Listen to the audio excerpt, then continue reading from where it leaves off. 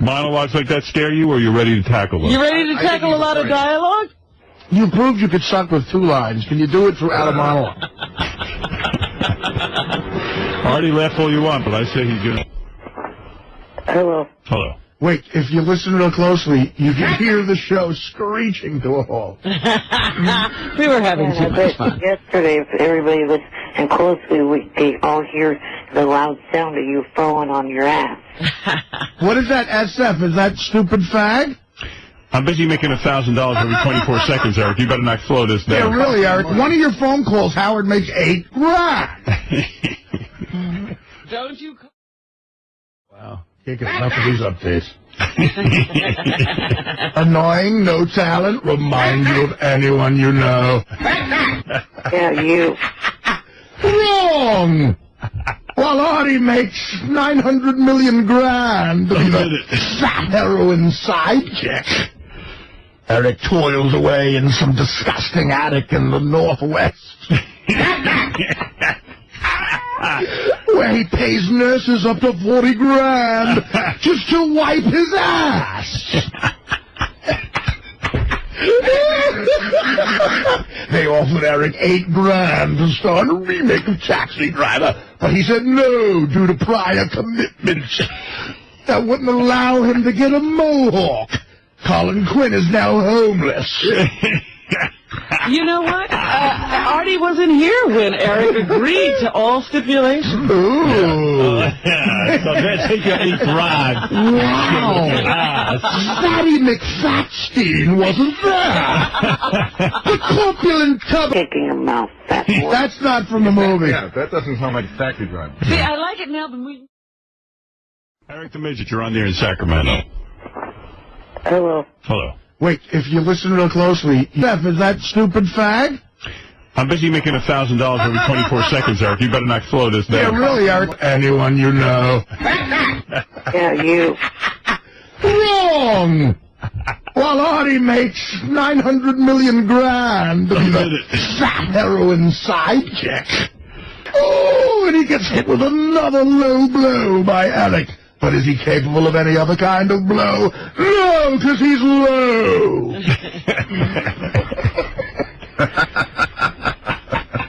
All right, Eric. Well, thank you for the update. Well, I also know who, 30 grand! Artie, shut up. 50 grand! Go ahead, Eric. What did you want to say? I was going to say that, I know who ended up... Oh, you want to have a good laugh? You missed this yesterday. We're looking at Eric, and we see he's wearing that hat real low like he is now. Yeah. So I go, what's going on with that hat? And it turns out he shaved his eyebrows because we were making fun of him. What's doing up there? Look. Oh! Jeez, Eric. While no sort of treatment seems to be working for poor Eric, Nikki and Paris Hilton look great. All right, Eric, I got to go. Oh, you didn't even let me tell you who... Bye, Eric. We love the update. I wish it was Cupcake Wednesday so your mouth would be stuffed. And I wish it was Cock Thursday so you would have a cork in your mouth. All right, Eric, quickly, what is your final comment? It was Johnny Fratto that ratted me out. I don't know. Someone just handed me a note saying you had shaved your eyebrows. It was you, Fratto. You broke my heart. No, he actually told me that he did it. Oh, then you didn't do any great investigation. He just turned himself in. Johnny turned himself in. Sherlock Midget. What exciting news. Johnny ratted out Eric. There's a 60-year-old man in California whose entire life is based around a midget. His father used to be a mob henchman who stole a rocket ship to let his son play with, and now his son pathetically deals with a midget on a daily basis. Hey, fat ass, I'm sure he'll be pleased to hear that you aged him a few years. He's only in his 50s. Oh, look out, Artie. There's a hit on your head for $5 grand. All right, Eric. Thank you very much. Realize what the listeners mean. We can only leave Eric on a short time. Is that right? Yeah. Shut the fuck up, listeners. Oh. Now, there are times where it goes on too long. They're right. They're right. It's not just the listeners, Eric. We feel the same exact way. I'm in the mood. You're not in the mood? Wow. Then don't call in. How dare you? I mean, I'm not in the mood to deal with your dumb ass. Well, I'm here, dude. I have to say something. Go ahead, JD. The better ones are in orange. And then regular... Are you wearing lipstick? Oh, a little glossy. What are you wearing on your lips? Nothing. Oh, bullshit. That does look like lipstick. I'm not wearing a damn thing, you blind-ass bastard. Did you blow a clown? Oh. Not wearing... No. You didn't blow a clown? No.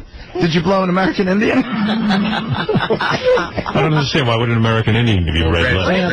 Redskin. Okay, all right. I'm with you. Sometimes I need some help. Heck, you're a dumbass.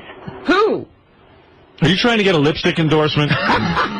Your lips are bright red. This is Eric the Midget. Maybelline. Maybelline. I'm worrying about you. You're shaving your eyebrows and making your lips red. And you have a show called Eric's Idol Review.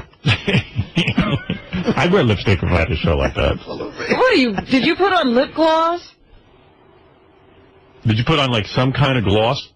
Priorities. Oh, Listen, sorry. Eric, I can't call you back. I'm too busy breathing. Have a heart attack already. Didn't, you know what? No, that's a mean thing to say. That's a terrible thing. Didn't Johnny... I gotta go, Eric. Thank you, and God bless. Thank you very much. Bye-bye. All right. Bye for now. I should have. I could listen. If you were willing to come in and do his show, I would listen to you and Eric. Sure. Well, you know what? I'd be honored. I'd do that. Sure. Shithead and Fat Fuck. Weren't there those 2 bombs they dropped on Japan? They nicknamed them that. Those are the names of the 2 cities. Away from the show, he did his little opening thing before, the show actually started, where he came out and just talked to the crowd for... Eric's very boring today, isn't he? Oh, my God. Insanely boring. I was going to say, this is a horrible story. Listen, Eric, we'll see you, man. Yeah, I think Artie's right. Yeah, go fuck yourself. Hey, are you in a hotel? Go fuck yourself. Yes, I am fat. Hey, you know what? It's in L.A., right? I can tell the hotel you're at from the shit and back of you, because I've been there, and I'll fucking announce it right now, dirtbag. No, don't do that. That wouldn't be fair. I'm kidding. Every time. All right, Eric, listen, for some reason, you're not hitting the spot today, but I'm glad you got to go to Jimmy's show. It's better when he's angry at people. Yeah. Well, he's angry at me. I'm getting kind of pissed off at you right fucking now. See, We're trying to help you, man. Now you're on track. Now, sometimes your stories go on, and they don't really go anywhere. I mean, you're thanking everyone, and you're... I don't know. Everything's lovely. Yeah, and then I ask a simple question, and the answer goes on and on and on. And this is just one of those days. Some days you're not on your game. Yeah, brutally bad. We'll see you. Yeah, most days you're just bad. Today you're brutally bad. Kind of like sandpaper, dude. All right, Eric. Don't want a cupcake. Take care. All right, Eric, thank you. Fuck you. Call somebody else. That's not nice. If it wasn't for me, you wouldn't even know Jimmy. Saying Howard's not good is like saying you're not a douchebag. I'm not, fat ass. Terrible. At least if I go on TV, I don't go on TV with a dirty shirt. Wow. That's a good point, Artie. Now you're fucking hitting where it hurts, huh? Now you can make fun of me all you want, but when you start hitting my stylist... He has a guy who styles those shirts. Hey, anyway, Eric, I'm sorry you were mistreated, but do you have anything important to say today? Because I do want to go right over to Chuck Zito, so you tell me. I didn't want you to get too close to Jimmy. And Howard told me he had seen that show, and your part was so boring, and he hopes for those moments on this show. Why can't you make my show boring? All right, hey, Eric, I got to move along, but call back tomorrow and when we have more time. Bye, Eric. Fat Go fuck yourself. ass. Take care. Wednesday, choke on a cupcake, please. Hey, listen to me. If this show sucks, how do you know Wednesday's Cupcake Day and everything else? Right. All right, thank you. You're an asshole. That's a little harsh. Fat ass, he gets vicious. I agree with Fred. This kid will piss you off. Oh, yeah. All right. Hey, Eric, call tomorrow when we have more time. I do want to get to Chuck Zito. Eric, Johnny upset with you. I have no idea if he is or not. I didn't think he was. I was just telling everybody about your bill. Right. Not your Bill? Oh, Bill! Fat ass, that's not what he means. Yeah. bill about your bill. Well, yeah, that calling into this whole thing with Johnny, it hasn't been resolved yet, and I Okay, see you later. hoping to have it resolved. All right, what Eric's calling in about. Wow. See, it's an old, no one really cares that much. And nobody cares about resolving it. I'm going to eat. All right, Eric, everyone's giving me So the... when don't you? When there's something exciting on here. This might be a good time to eat, you think?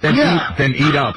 Eat hearty. And as a matter of fact, for anybody listening, if you need to shit or, I don't know, like do something else. This is the time. Shower. This is the time. It's great because we don't have that many commercials anymore, so Eric can be like the commercials of satellite. Richard Christie can go to the bathroom. He doesn't have to wet himself. Mm-hmm. And, you It know, sounds like Johnny does owe you some money, but I think you just need to come up with a new bill. I don't even know that he owes him any. Eric, you have a better chance at winning a slam dunk competition than getting that money. yeah, and your fat ass could get how far off the ground? I'll take you one-on-one right now in hoops. Come on. I'll spot you 10 I'd points. watch that. I'll spot you 10 points. Points. You're going to spot him 10 points on how many? To 11. Eric, can you play basketball at all? I don't know if I could or not. Oh, and you've never tried. Okay. I know I could play baseball. No, you can't. He is the baseball. I don't know. I always feel bad for Eric.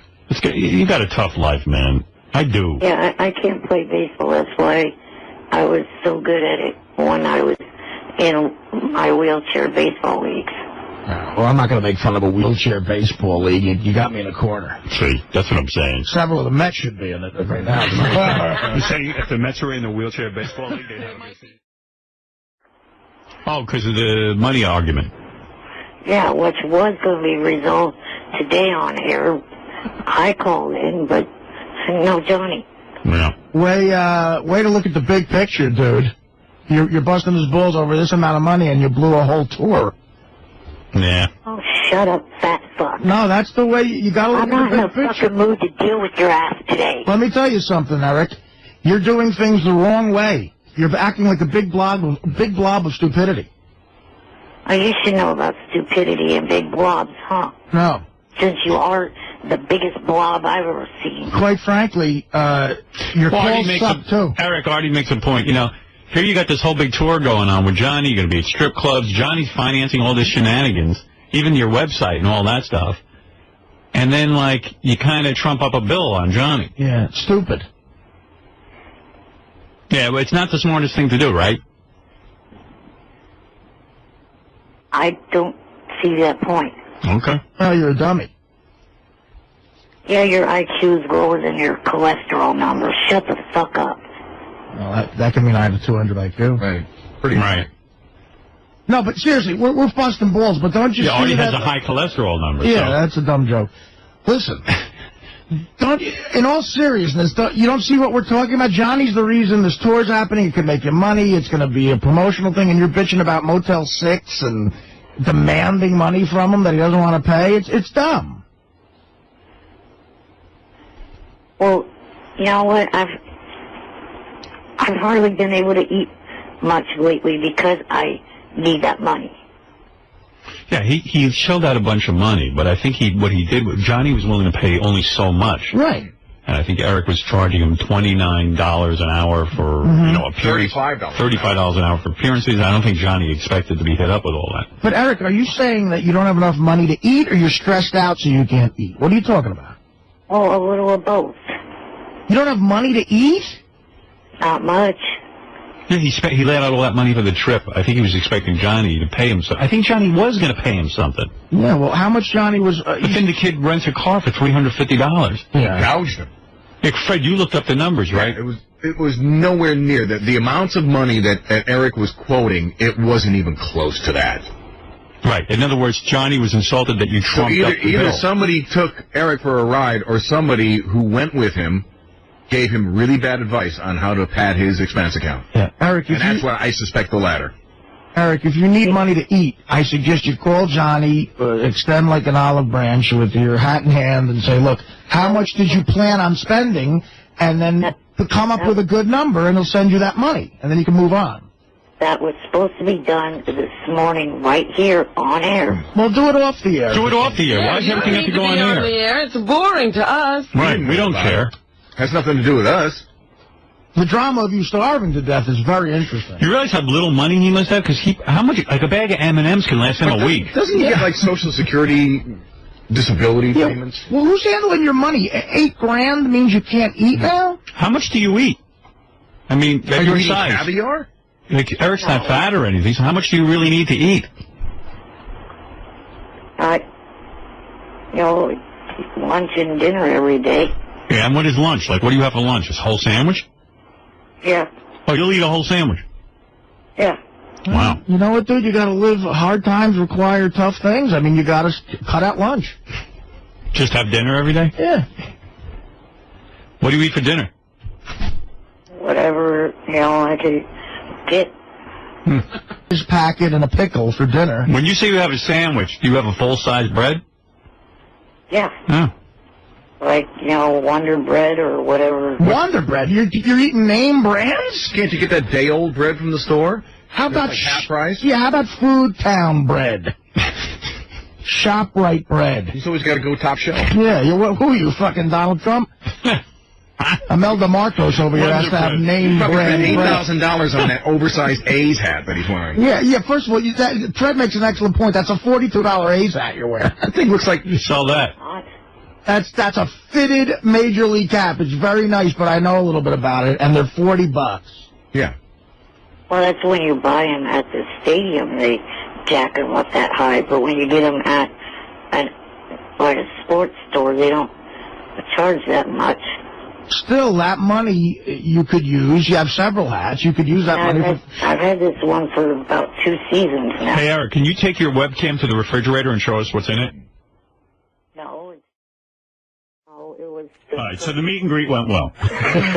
Worked at the arena that contacted me through MySpace. Let me tell you something. Let me think about. Vendor. I'll tell you what I would pay to meet Eric and see a Sacramento Monarchs game. How much? $0. Thank you.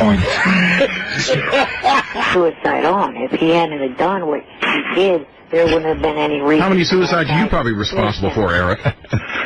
Yeah, Eric, how many suicides are you responsible for? Mine any minute. Hey, Eric, did you happen to catch the Yankees-A's series? Yeah, whatever. Yeah, what happened there, buddy? You're wearing that A's hat today. You look like a stupid idiot. We swept your ass. What do you have to say about that? Yeah, you look like a stupid fat idiot. Oh, so you got to go right to that. And you're still a midget in a wheelchair Oh, well. with crab claws. Oh, my. Oh, for God's Getting sake. dirty. All right, Joey, thank you. So, Eric, you better get your ticket soon. They'll be waiting at roll call for me. Sequoia set it up. Not unless I make a phone call. All right. Thank you, Eric, and good luck with your trip to San Francisco to see Artie. Good luck getting in. Check out my store at Bye. AFSC.TV. Take care of yourself, Eric. /ETA. Can't wait for Friday. All right, bye-bye. There he is. Go fuck yourself. He cited a case of Bergen versus McCarthy. Said that, because of that case, I don't have a case. Of course you don't. So. Do you know why he's making fun of you, Eric?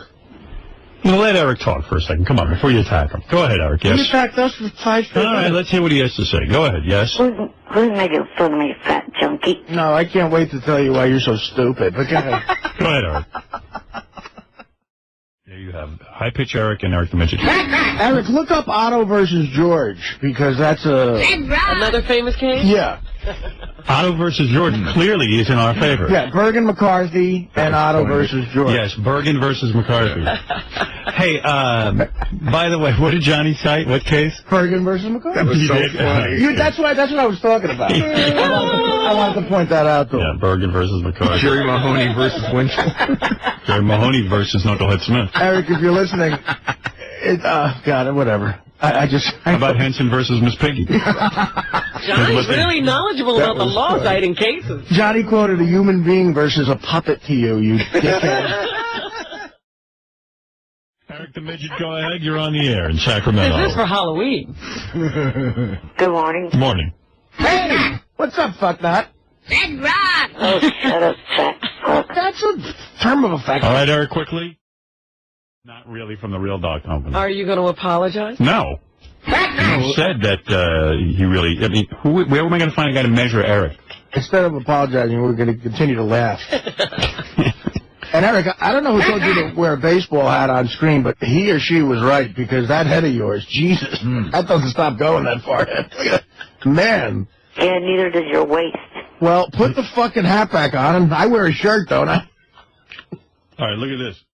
All right, here he is, Steve Langford. He's going to tell us what's going on in the Howard 100 newsroom. Steve, please give us an update. And I guess Eric will be yelling at him.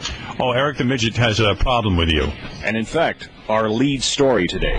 Howard 100 News to the rescue. Eric the Midget's abortive appearance at a WNBA game in Sacramento July 10th saved after this news division broke the story yesterday. Eric the Midget's meet and greet autograph session had been canceled when no one, repeat, no one, bought a ticket to the special event. But thanks to Howard 100 News, in the space of a few hours yesterday, more than 50 fans reportedly bought tickets to meet Eric the Midget. So, Eric, I guess you're not so mad at Steve. He saved your appearance. Shut the fuck up. You are not the reasoning for the ticket sales, you egotistical asswipe. The tickets got sold because finally the emails that I sent out to the people that go to this room got answered. The people finally bought the damn tickets. They didn't get bought because of your stupid fucking ass. Go the fuck back up to Canada, you worthless piece of shit.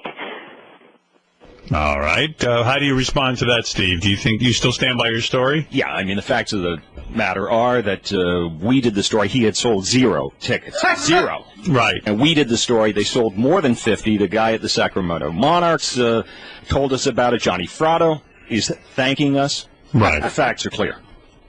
Facts are clear, Eric. There are no facts to that story. No one likes you. Shut the fuck up, fat boy. Is that why he's calling? Because he's mad because he sold tickets? Nobody likes you, little man. Yeah, check the email box again. There probably more than likely is a hell of a lot. No need to check the email box. You're hated by everyone.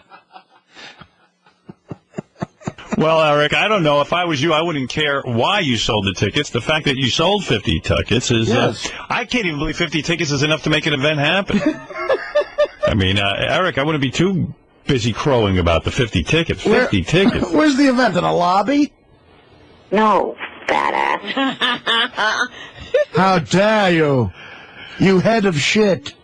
Well, let me tell you something, Eric. I'm happy for you. You got your appearance. I don't know why you're taking such umbrage with Steve Langford. Steve Langford sells tickets. I've used them several times. Detroit, Cleveland. There you go. The fella comes through. He is not the reasoning for that at all. You think you're the reason? They finally sold because of the emails that I sent out weeks ago. I've had the link on my MySpace page for weeks. Well, and yesterday morning, before we did the story, number of tickets sold. But on your MySpace page, your friend book page, or whatever fucking page you have. And then all of a sudden Steve does the story and you get 50 ticket sales. It's also been on the JFSC.TV website. Well, they're even more the reason. 0.0. 0.0. 0.0. The tickets did not sell because of that Canadian Eric. dump. Now, I want you to tell the other two what I'm about to tell you now. You're out. Through. Expelled in favor. Can I say something here, Eric? I think 0.0. I think you're being a little unreasonable here. If you had this ticket listed on all of these various things, JFSC, everywhere else, and you sold 0.0, as the gentleman is saying. If you sold 0, warmer, and then all of a sudden Steve does the story and 0. Brad, shut up with that button. Must give Steve the credit. Really? Stop being ungentlemanly. He's helping you. Every week there's a new example of you acting like a shithead boo. Really? I'm not giving that shithead credit for shit. Well, Even if he deserves it, is what I think you're making a mistake. I don't think that's fair to Steve. Him covering the story helped you. Really? I hate Langford. I want you to fire his dumb, shitty ass. Why? Because he has a huge penis? Right. Well, why do you hate Steve? I mean, helped you. He's helping you. 0. Are you saying you don't want any help? Fred, you push that button one more time. I'm going to fly to New York. Play harder! Play harder! What? 0.0. I'll meet you at JFK. What did you say, Eric? I missed it. I am sick of you hitting those sound buttons, you bastard. What did you say? You're going to fly to New York and do what? Break all Fred's fingers so he can't push these buttons. You should fly to New York and butt fuck him and then take him to dinner and suck his dick. How many balloons would it take for you to fly to New York? Fly to New York and stick his fingers in your butt. Eric, I've never seen you so upset. Say that. I've never seen you so angry. It's like you were possessed. Yeah. It was really like when Linda Blair went berserk. Man, Eric. Eric, you're really out of control. Did he just threaten me? Yes, he Yeah, did. he did. Wow. He did. He's going to break your finger. Howard, can you put my pot up again? Oh, I'm sorry. Hey, Steve. 0.0. You sold, he's right. You sold 0 tickets, and then Steve went on the air, and then you sold 50 tickets. How could you not give Steve a little praise? How can you be mad? Daniel Simpson Day has no great plan. Nothing the fuck to do with that Canadian jackass that you have on your payroll that you're wasting money on. All right. Well, I don't see how you could say that. it's a good thing you're not the news director. Larry Kroger, 1.6. Congratulations, Kroger. You're at the top of the Delta Pledge class. Mr. 𝗛𝗁𝗏. 0.0. I want you off the JFSC by 9 o'clock Monday morning. Well, Eric, I don't know what to tell you. I think you're making a mistake here. And I'm sure you'll be happy to know that I have notified your local draft boards and told them that you are now eligible, completely eligible, for military service.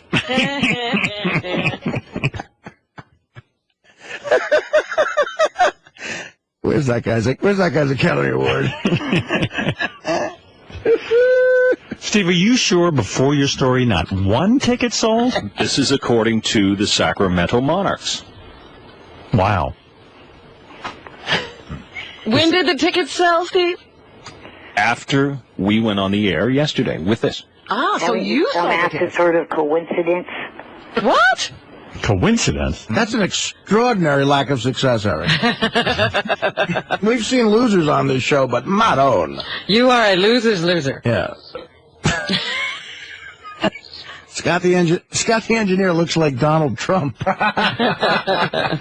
Eric, the facts are in. I'm so sorry. I don't mean to insult you, but it was Steve's story that did help you.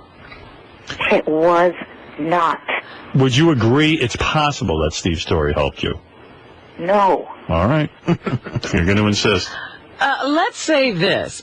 The fact that you were You involved. shut up. Let's say I shut up. Oh, man. Let's say this. Because you were involved, you did get a story done that helped to sell the tickets. Surely you'll admit that. Yeah, that's a good compromise. It doesn't make you look like a total dolt. Saves face. Steve, how many tickets do you think you'll sell today for Eric? I hope a lot more. I mean, he's very angry, but the fact of the matter is, when we do news stories, sometimes they have results. Yeah. Clearly. Yeah. And by the way, the event was completely dead in the water, right? They weren't going to have it. Yeah, they had canceled it. Done. Now it's going to happen, right? Yeah, now they say it's back on. Oh, look at on Eric's website. It says 0.0. By the way, they weren't going to cancel it straight out. What do you mean? You have misinformation on that, just like that asshole has misinformation on a lot of shit he reports. All right, well, I want to know what the event was going to be. Like, what were you going to do? Here's what it was. Again, it was... I was going to blow everybody. Sacramento Monarchs versus the Los Angeles Sparks. Sparks meet Eric the Actor. Exclusive pre-game autograph session and meet and greet with Eric the Actor. The first 100 fans to purchase tickets will receive a special limited edition Eric the Actor T-shirt. Wow. Wow, so there's still 50 of those left, is what you're saying. So how much does it cost to see Eric? Tickets, you also get to see the game, $20.50, $26.50, and $39.50. And the Monarchs are in on this? Yeah. Wow. If you stay to watch the game, it's only $10. All right, Eric. Well, thank you. You've had your words. And wait a second. Anything else you want to say? I want to just prove something to Eric. This is Jeff, who processes the tickets for the Monarchs. Jeff, are you there? Yes, good morning, Howard. Okay, what do you do for the Monarchs? I am the processor of the tickets. I coordinate all the tickets, the VIPs, and whatnot. I'm also a listener of Sirius Satellite Radio. Okay, and what did you find out? Well, I do gauge all the ticket sales on a daily basis, and I can tell you this. There were absolutely no tickets sold prior to Mr. Langford's announcement on Sirius Satellite Radio. Well, what do you think of that, Eric?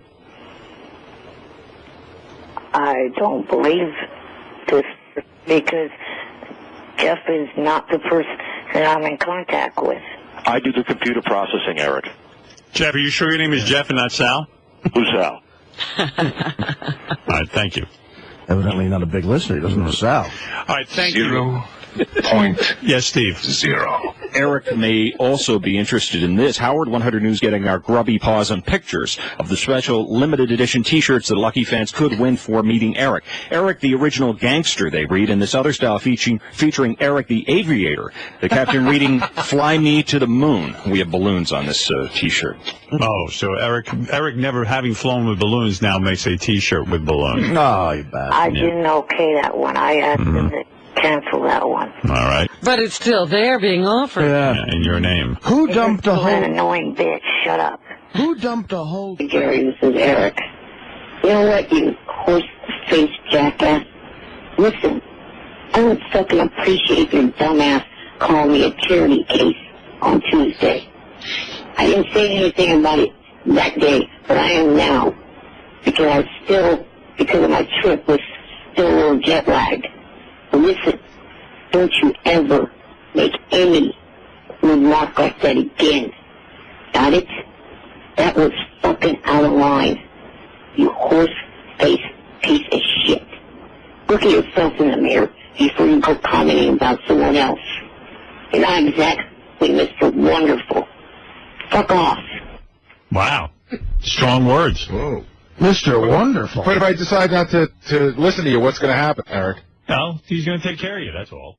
Eric the Midget's on the phone with Johnny Fratto and Christine, Eric's new girlfriend. That sounds very involved. Eric has a girlfriend. Hey, guys, is this real involved? Because I got to get Gilbert in here. You know what?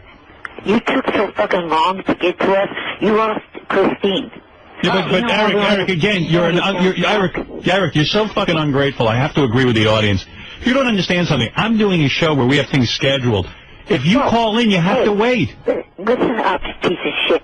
You have been busting my balls for 5 years about not having a girlfriend. I call in once today to tell you that I finally do, and you leave me on fucking hold. Yeah, I don't know when you're calling. The reason you have a girlfriend is this show. Eric the Midget, you're on the air. Oh, I didn't realize how late it is. We got to take a break. Eric, go ahead real quick. I'm going to take a break. You make me sit through all that shit, and now you're only going to ask me to excuse me. Oh, Eric, please. You are a pain. You are such an imbecile. You know, the calendar may change, but some things don't. Still a jerk. You're putting the whole... Look at Eric's parents. Do you think Eric's parents abandoned him? I mean, he needed a lot. And they stuck with him. And he's a shithead. Yeah, they should have. And you're a fat ass. His personality is no better than Maggie. Right. Look at Maggie's a lot more fun than Eric. Soon the company that makes Ambien is going to come to you guys, ask, hey, do you want to sponsor them? Well, Eric, so far you're putting me to sleep, so that makes two of us. You're a better sleep aid than they are. All right, what can we do for you, Eric? Quickly. Well, I was calling because last week, SFN and Wikipedia reported me dead for some dumbass reason. Oh, and nobody noticed. Gee, nobody heard it. I didn't hear about it. Yeah, no one would notice your death either. Oh, they'd notice. No, I'm talking to the cackling witch. Oh. You better have something good to say. You better. You know what, Eric? You better have something good to say. Don't waste anybody's time. Who, me or High Pitch? You. Eric the Midget. You're forcing us to talk to you. For starters, jackass, show some fucking respect to me, to Kendra, and to Johnny. Who is Kendra? The actor. Kendra's not a fucking porn star. And Johnny, yesterday had a very good guest on the phone with him, and you shit on him. I didn't shit You on are him. a big-nosed asshole. Eric, you're not getting it. I do a radio show. I determine what is good for this show, not you. We didn't book Johnny and his guest. I didn't book a guest. But I had guest book. I can't drop what I have planned for you or for Johnny or for Meyer. And I said hello to Meyer. You're not going to push me around. I've been doing this. You disrespect me. I've been doing this show a long time, and I know what I'm doing. You acted like a fucking asshole. You treated it like it was a fucking joke. We were put upon. We had things to do. I wasn't prepared to do an interview with Meyer Lansky at that point. Well, also, you took the calls out of order. You were supposed to take my call first, then their call. No. Oh, did you know there was an order? I didn't understand this. I mean, where am I in on this planning of yours? That I'm supposed to take your phone call first? Whose show is this? You got to leave me alone. I'm gonna call the police and get a Class A misdemeanor taken out against you. Okay, what's wrong with you? What happened to you? I try to help you, and you're just mean. You completely upset Kendra on Tuesday. No, I did. I don't know who Kendra is. You did. No, I didn't. I don't know who that is. I asked you if she's a porn star. You said she's not. So what's the big deal? What do I care? Upset her by saying that. Well, he took it back now. Well, then what is she? Is she retarded? No. So then what are you worried about? Hey, Eric, she's a porn star, right? No.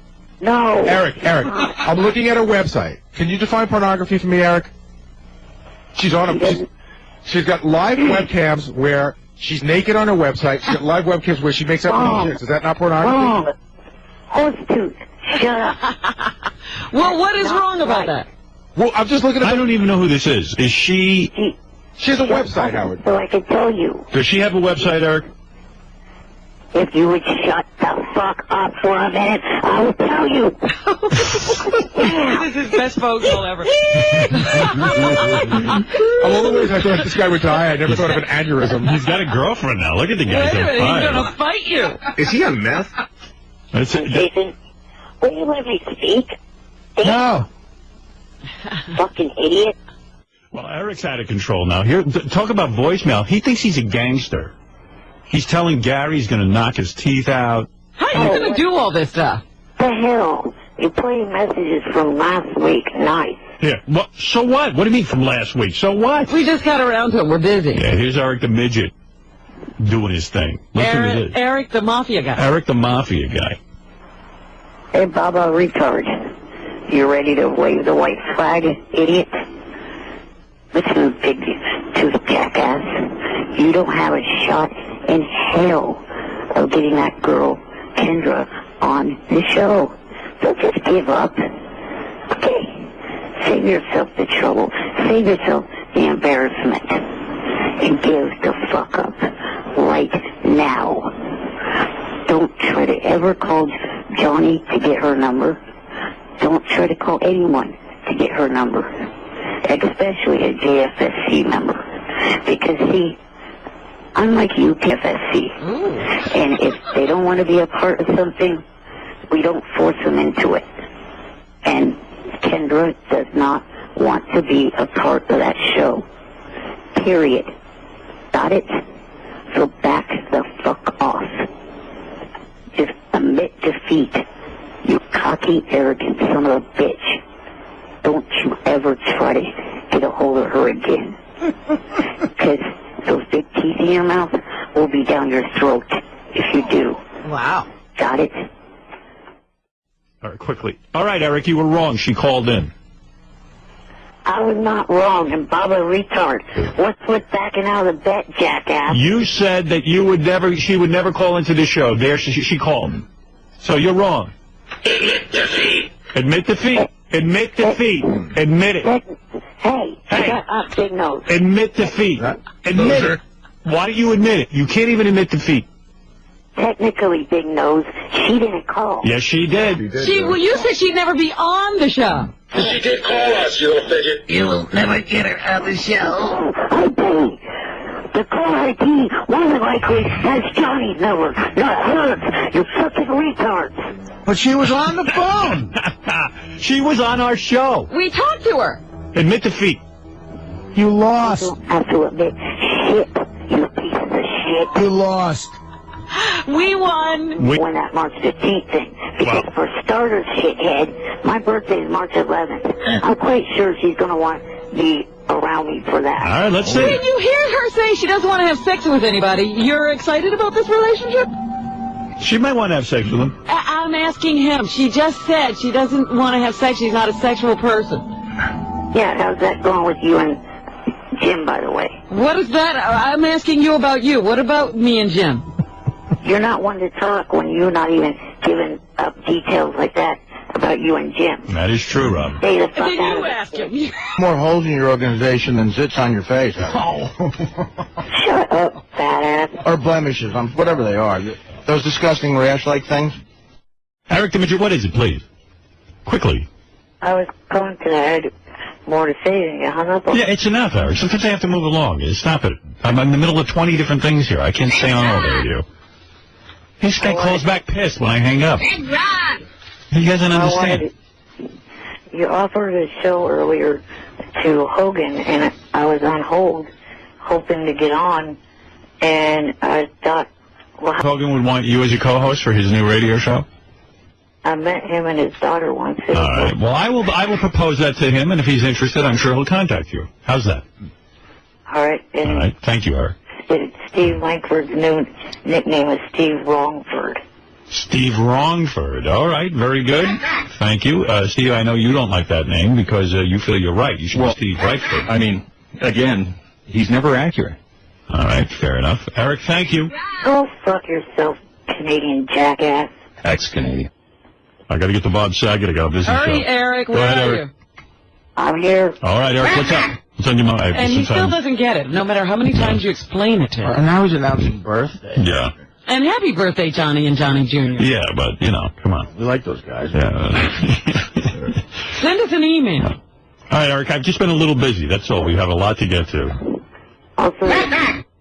Also this week, I'm going to try to open up through PayPal a store to sell autographs and other stuff like that. All right. Well, please give us more details later. Good luck. Thank you, Eric. He's going to be selling autographs. 0.0. Eric the Midget, you're on the air. Okay, finally.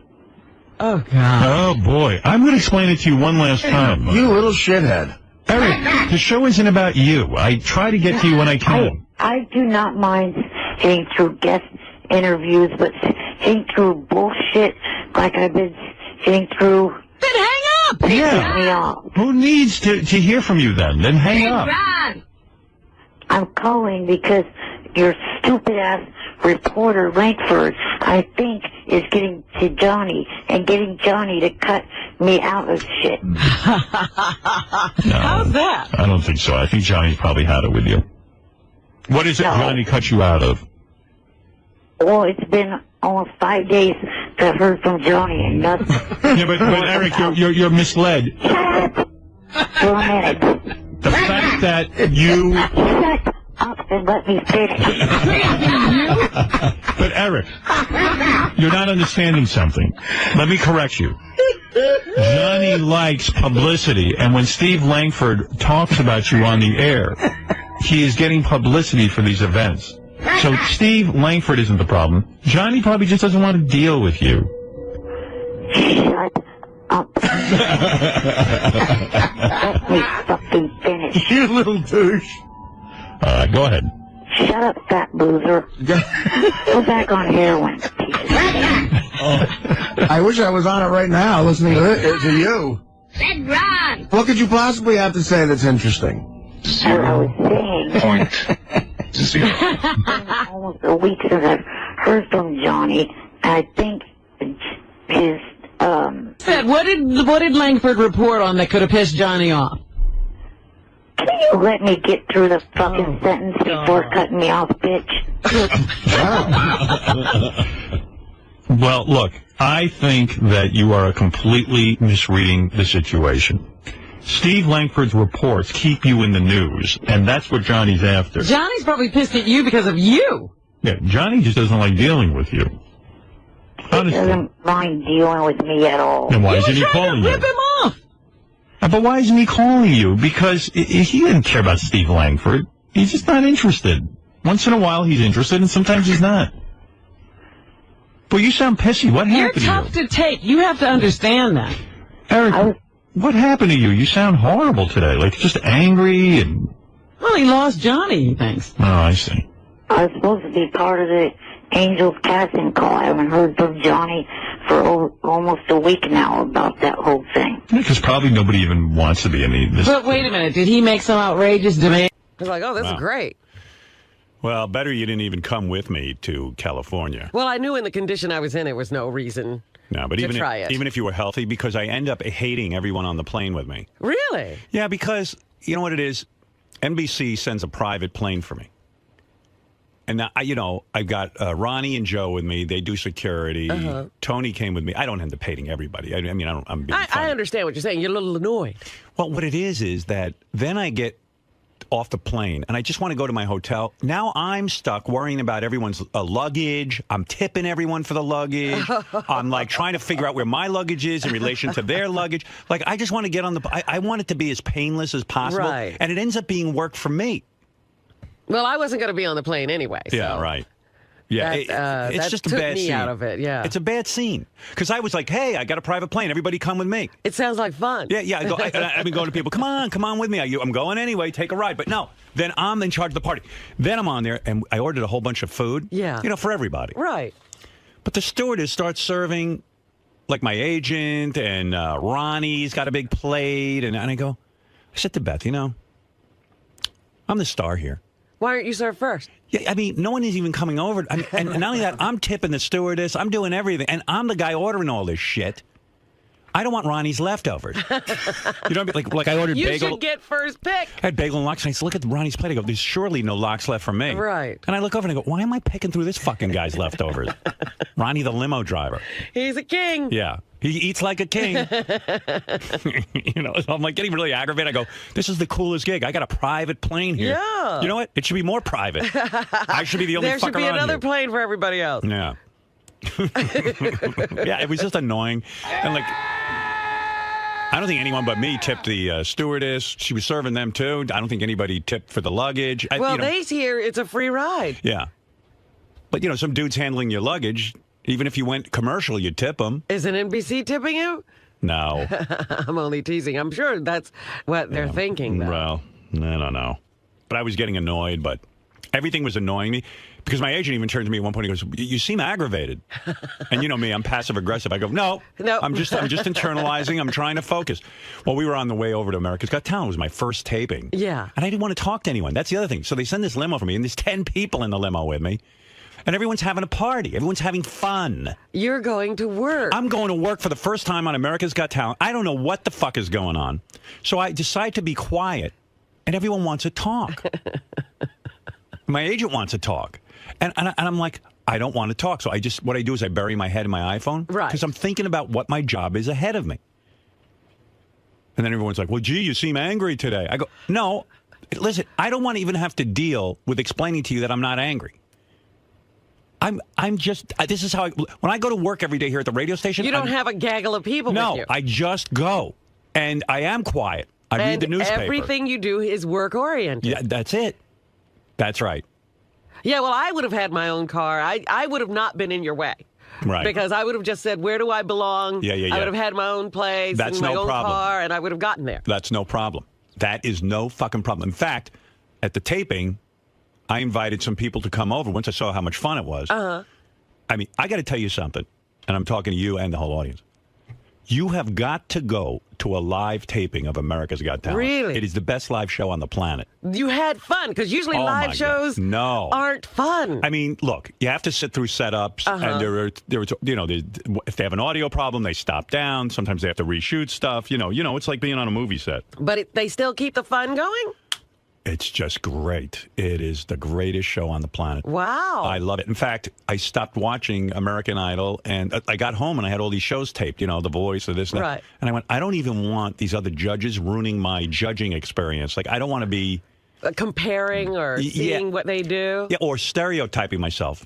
Like, okay, I'm the guy who replaced Piers, but I don't want to be Piers. I want to be Howard Stern. Right. I want to invent it my way. Yeah. So, like, I've stopped now watching those shows. Well, that's good. I think that's good. Yeah. I'm hoping those shows... Well, I like The Voice. I really do like The Voice. I don't hope that one's going away. Yeah, and plus that's on NBC, My Family. Right, but I really do like that show. Right. And that's my family. Because family. at the dinner... I didn't know your family was in this building. Oh, yeah? I didn't know that either. There was one day the elevator stopped on a floor. NBC. And it said NBC Universal. Yeah, well, when I was at the judges' dinner, the guy in charge, Paul, he goes, you're now in part of our family. He's British, Oh, that's your British accent, because I didn't know what country you were doing. Welcome to our family. your impressions are all merging. And I was like, hey, cool. I'm about that. Because the family I got, they don't welcome me all that much. You're in a family that has a difficulty. You're in a what do they call it? A dysfunctional. A dysfunctional family. I have a family I'm suing. I just woke up this morning and I heard this 98-year-old woman, her son wants to evict her. That's the kind of family you're in. That's the family I have. I mean, it's unbelievable. Well, I realize NBC Universal's my main employer, actually. Maine? Well, yeah. I mean, they own Howard TV and they own America's Got Talent. Oh, I didn't realize they owned Howard TV. This is really more of a part-time gig for me, the serious thing. Yeah. They're not really my main employer. I work for you at your part-time job? Yeah. You're part of my part-time job. What is the deal with Nick Cannon, by the way? Wow. Is he going to live?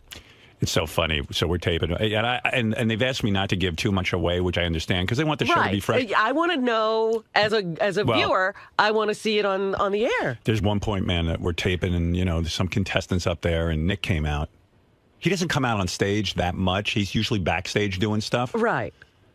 So then I go, as soon as he walks out, I'm like, hey, where's Mariah Carey at? Never mind you. And then I'm talking to him, and I go, and there was this horrible contestant. And I said, listen, you're not going to Vegas, but can you give Nick your kidneys? We found a use for you. Yeah, you're useless, but kidneys, that's something else. We want to farm them out. You got some good kidneys. Because you're obviously not doing anything. He's really good. In fact, during the actual television show, I said, how bad is that fucking guy from American Idol, Ryan Seacrest? I said, Nick, you're so much better. And he really is. I find Ryan Seacrest annoying wherever he shows up. He showed up on the Grammy telecast. I was annoyed. Because he over-enunciates. He's so afraid of making mistakes. His whole talent is that he doesn't make any mistakes. So he's like, he's smooth. This is American Idol. And Nick's kind of like just walking around backstage. His dad was back there. I was talking to him. He interacts with the contestants in a way that seems real. And Nick's dad is even more entertaining than Nick. Really? He's the minister. Well, he got a hold of me, and he knows who killed Nicole, OJ's wife, and it ain't OJ. Really? Yeah, he's got a whole fucking rap on. Well, why do we not know this? I'm trying to get to my trailer, and I meet Nick's father, and he pulls me aside and goes into like a half hour. Like I was late. A half hour discourse on who killed Nicole. Wow. He's read he's an expert on the whole thing. This is his, lots of people read about 9/11 and the World Trade Center. He's reading about OJ. Yeah. I'm sure Nick and Mariah don't let him in the house. But I dug him. He was like, he had a whole rap on it, and it's pretty intelligent rap. I mean, the guy's he's done his thesis on it, for Christ's sakes. This is his doctoral thesis? He's got it all figured out. Poor OJ sitting in jail. All I know is, why is Nick Cannon's father full of this information, and none of the authorities... No, Nick won't even have him on. Nick doesn't even interview him. I'm going to have him on. I want to know. I want to know what he's discovered. This cat's got it all figured out. Somebody else killed Nicole. Oh, yeah. He told me who. I don't want to say because I don't want to be sued. Well, you don't have the info to back it up. Well, I do now. You do? Yeah, what I absorbed. Turns out Nick Cannon killed Nicole. That's how he knows. Well, that's why he doesn't want to tell. Right. Anyway, so, well, with Nick's health, so I started interviewing him while we were taping America's Got Talent. And I go, what's the deal? Are you going to live? Because that dude from X Factor's hanging around my trailer right now trying to get your job. X Factor dude? X Factor dude who was just fired. Yeah. I caught him on the set trying to take over Nick's job. Anyway, circling like a vulture. Like a vulture. So, yeah, because I was reading all this stuff about Nick was in the hospital again. Yeah, Nick has blood clots. Yeah. But then he goes, no, now I'm safe to fly because my blood is thinner than any human being on the planet. Yeah, but that means he's on another kind of medication. He's on a ton. He's a young man. He's a tiny guy, too. He's thin. Super thin and small. Something's wrong there. I think he was burning the candle, but he quit his radio show, and I said, good. Was it immediate? Is he off? He's off. Oh, he finished Friday. He's done. I go, good. I go, dude, first of all, you're married to Mariah Carey. You can't be worried about money. 2, you got enough jobs. He's directing some movie. He's on America's Got Talent. It's enough. He's on TV. He's got another 2 kids TV at home. He's got 2 infants, twins. Moroccan and Monroe. And Monroe. I still have problems with those names. But he's really good at that thing because he came out at one point to convince me of something, and I don't want to go into what it was. And he's natural. You know, he's not jive like Ryan Seacrest, who's all, this is American Idol, and this is Houston, the auditions, and this. It's like, please, I just can't stand when somebody speaks in a yucky radio voice. So I did say that during the taping. Now, what they use, I don't know. Right. They don't probably want to bring up other shows or something. I don't know. They should. They should let me do my thing. But you see, Fremantle owns America's Got Talent and American Idol, so I don't know how that all works. So anyway, so we get to the taping. I have a trailer. How's your trailer? The trailer's nice? a little dumpy, but you don't spend that much time in it. Okay. Well, that's the other thing I wanted to know. How long was the day? How does it go? Are there breaks? Because we were hearing like a nightmare scenario. They keep you very busy, and I was a little nervous about it because I don't do well with busy. But, all I guess day busy. My adrenaline was pumping, because, first of all, I'm used to getting up so early. So I get up at like 5 o'clock in the morning. I'm bright-eyed and bushy-tailed. I'm like, I'm ready to go to work. Meanwhile, no one else is. Work doesn't start till 11 o'clock. Oh. So I'm like, oh, that's all right. That's time for my nap. You'll be asleep by then. And then you have various duties. Like they have promotional stuff. Like I had to talk on a red carpet with a bunch of TV stations. Then I had to, what else did I have to do? It was like nonsense stuff. Stuff not related to the show, but just promotion. Did you do publicity photos? We're doing that in Texas. I see. Yeah. I think with Mark Seliger. Okay. Yeah, he's going to be shooting publicity photos. Like there's guys on set taking pictures, but they're not taking the publicity photo. Right. No. So I get there, like they start fixing you up with makeup. I'm so ugly they have to like spray paint my face. They're airbrushing you, not your picture. They got a machine now that they just spray. Oh, I know. It's an airbrush. Yeah. And they just shellac you like a side of a building. Oh, I thought it was specially built for me. It's so hideous. And the whole time I'm judging, I'm thinking, Jesus, I feel like I'm being judged because people are going to look at me and chicks aren't going to think I'm cute. Like Howie's the cute one now. Stop. Yeah. Howie's never been the cute one. Well, compared to me, he is. There's 2 guys on the show. You think Howie's better looking? Yeah, Howie's better looking than me. And he has no hair, and he's better looking than me. It's aggravating. How did your suits work out? Well, I wore a John Varvatos outfit. Yes. I didn't wear a suit. I wore casual clothing, jeans and a top. Thank you. I told you shouldn't be in the judging period wearing a suit. I'm glad you didn't. Yes. Thank you. No, I wanted you to be more casual. I looked really gorgeous. Let's put it that way. All right. I looked super, super hot. Good. Yeah. I was really hot. Wore the shades, and then I tried to take them off a couple of times, but they tell you during the taping, either leave them on or take them off because we edit, and when we edit, it won't make any sense if your glasses are on and off. Yeah. Now, did you wear the dark, or are they lighter? Half dark for my judging. Meanwhile, I was paranoid the whole time I'm sitting there because I left my nasal hair clipper at home. Do your nasal hairs grow that fast? Like a jungle. And I was like, I'm in my trailer, like, sucking them in. You got to hear this. My second day there, I'm skipping ahead. So I'm in my trailer. You don't, and giving you the schedule, it's like you get there, you do a ton of stuff, and then they give you a break for like 5 minutes, and you go in and tape. There's 4 different tapings with 2 different audiences. Okay. So you go in and tape, you go through about 14 acts. And it's surreal when you walk in, and you walk in and the audience is just spectacular. For everyone who came out to L.A., wow, I mean, they gave me like a hero's welcome. Aww. And my applause are 3 times louder at least than Howie and Sharon's. Of course, and they should be. And they should be. What have those 2 done? Right. And I'm the king of all media. Of course. Yeah. So, I get to the chair. Everyone's in hysterics. Like everyone's like, they said they never saw audiences like this. Not only are they so pumped up, but they yell out shit during, like, if anything's quiet, all of a sudden you hear, fa-fa-fooey! Oh, they're giving us all the salutes. Yeah, Robin's breast. Anything. It's just anything goes. Oh, my goodness. It's like a zoo. Fremantle is free. I try to explain it to someone. It's like the Thunderdome. Oh, that's wonderful. I love that atmosphere. It is insane. You should be afraid to go out there and perform. Yeah. Oh, my God. You better be good.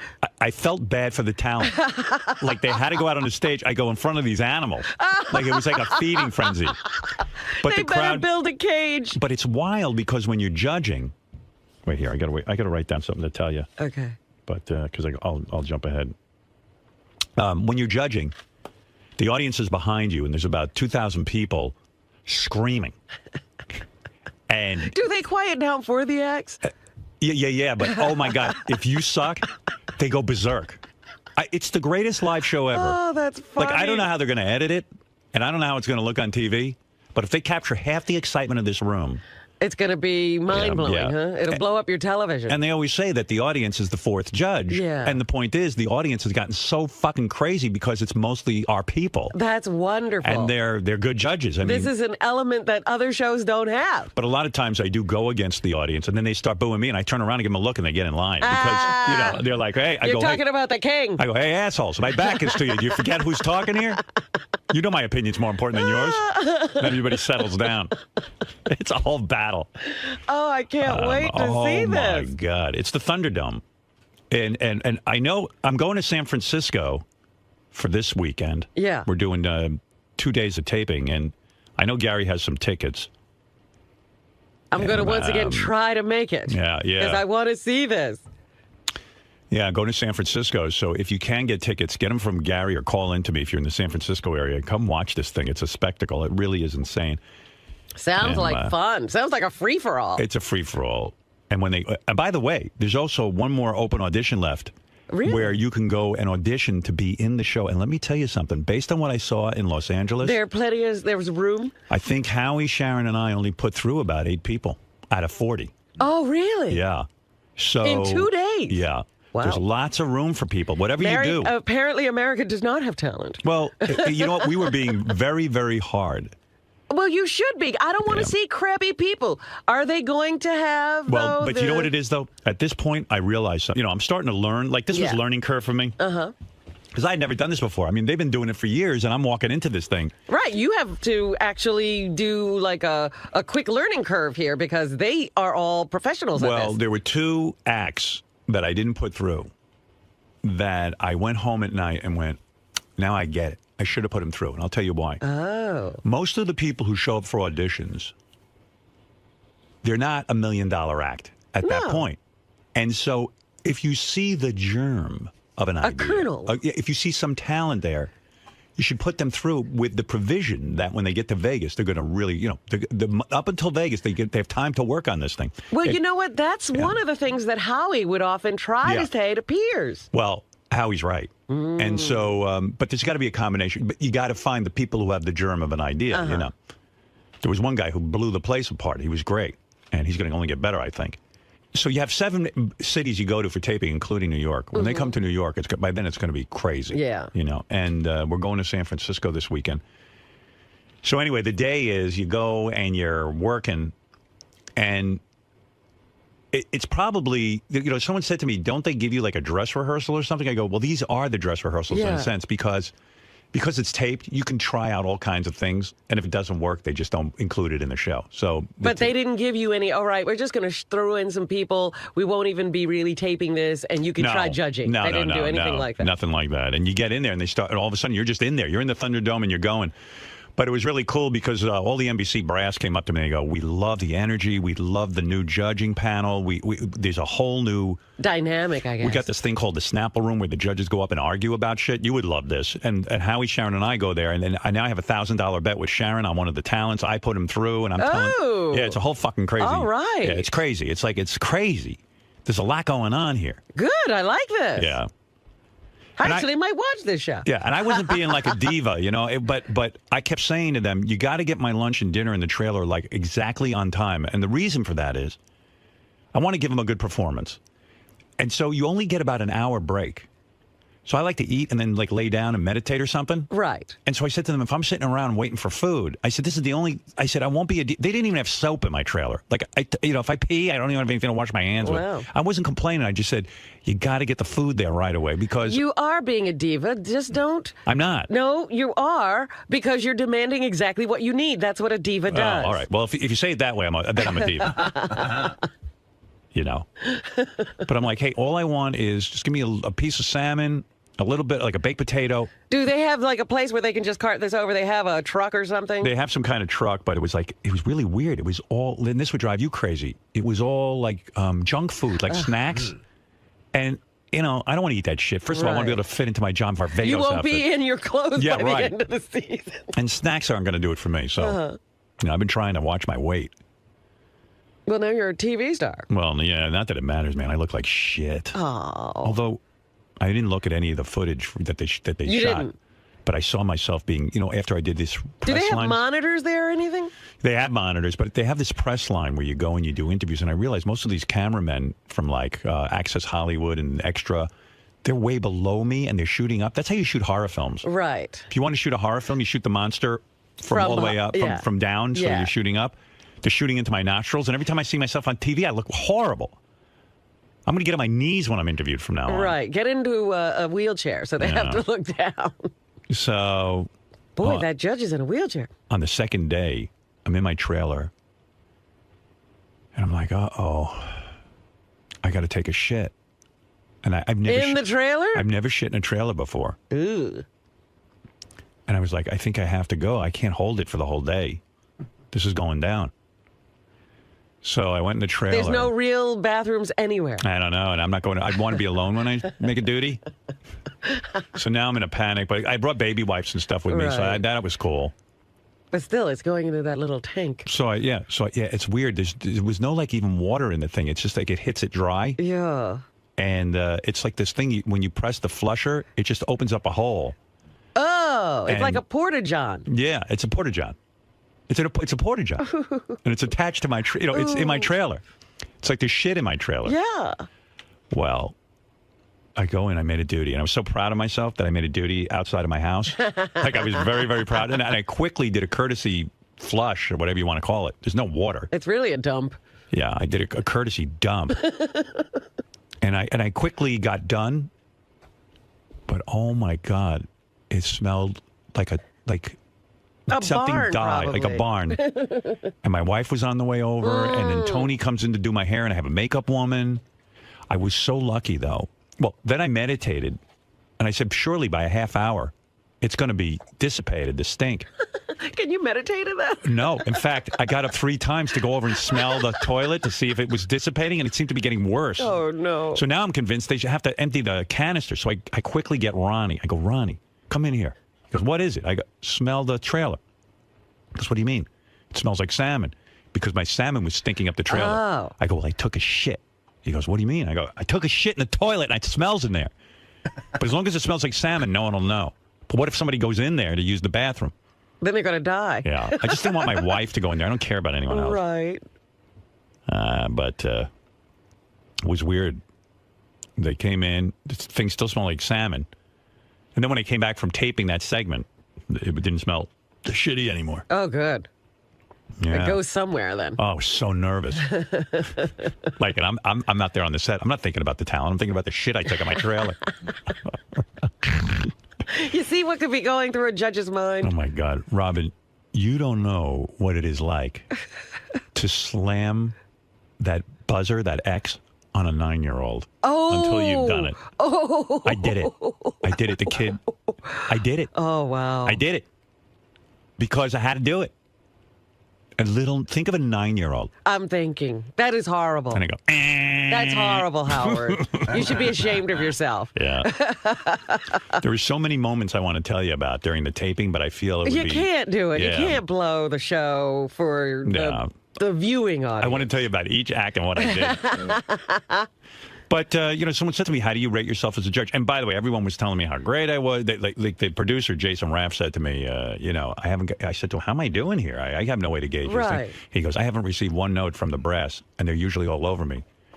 He said, so they're loving it. They love the chemistry between me, Howie, and Sharon. Did you guys argue a lot? By the end, we were arguing. Really? At the beginning, it was like, wow, this is surprising me. We're all getting along. And there were times I was way more compassionate than Howie and Sharon. I think all my rhetoric on the air has brought their level up. Yeah. Like, they're way rougher than I am. I'm like, hey, give these guys a break. They'll show you. Yeah.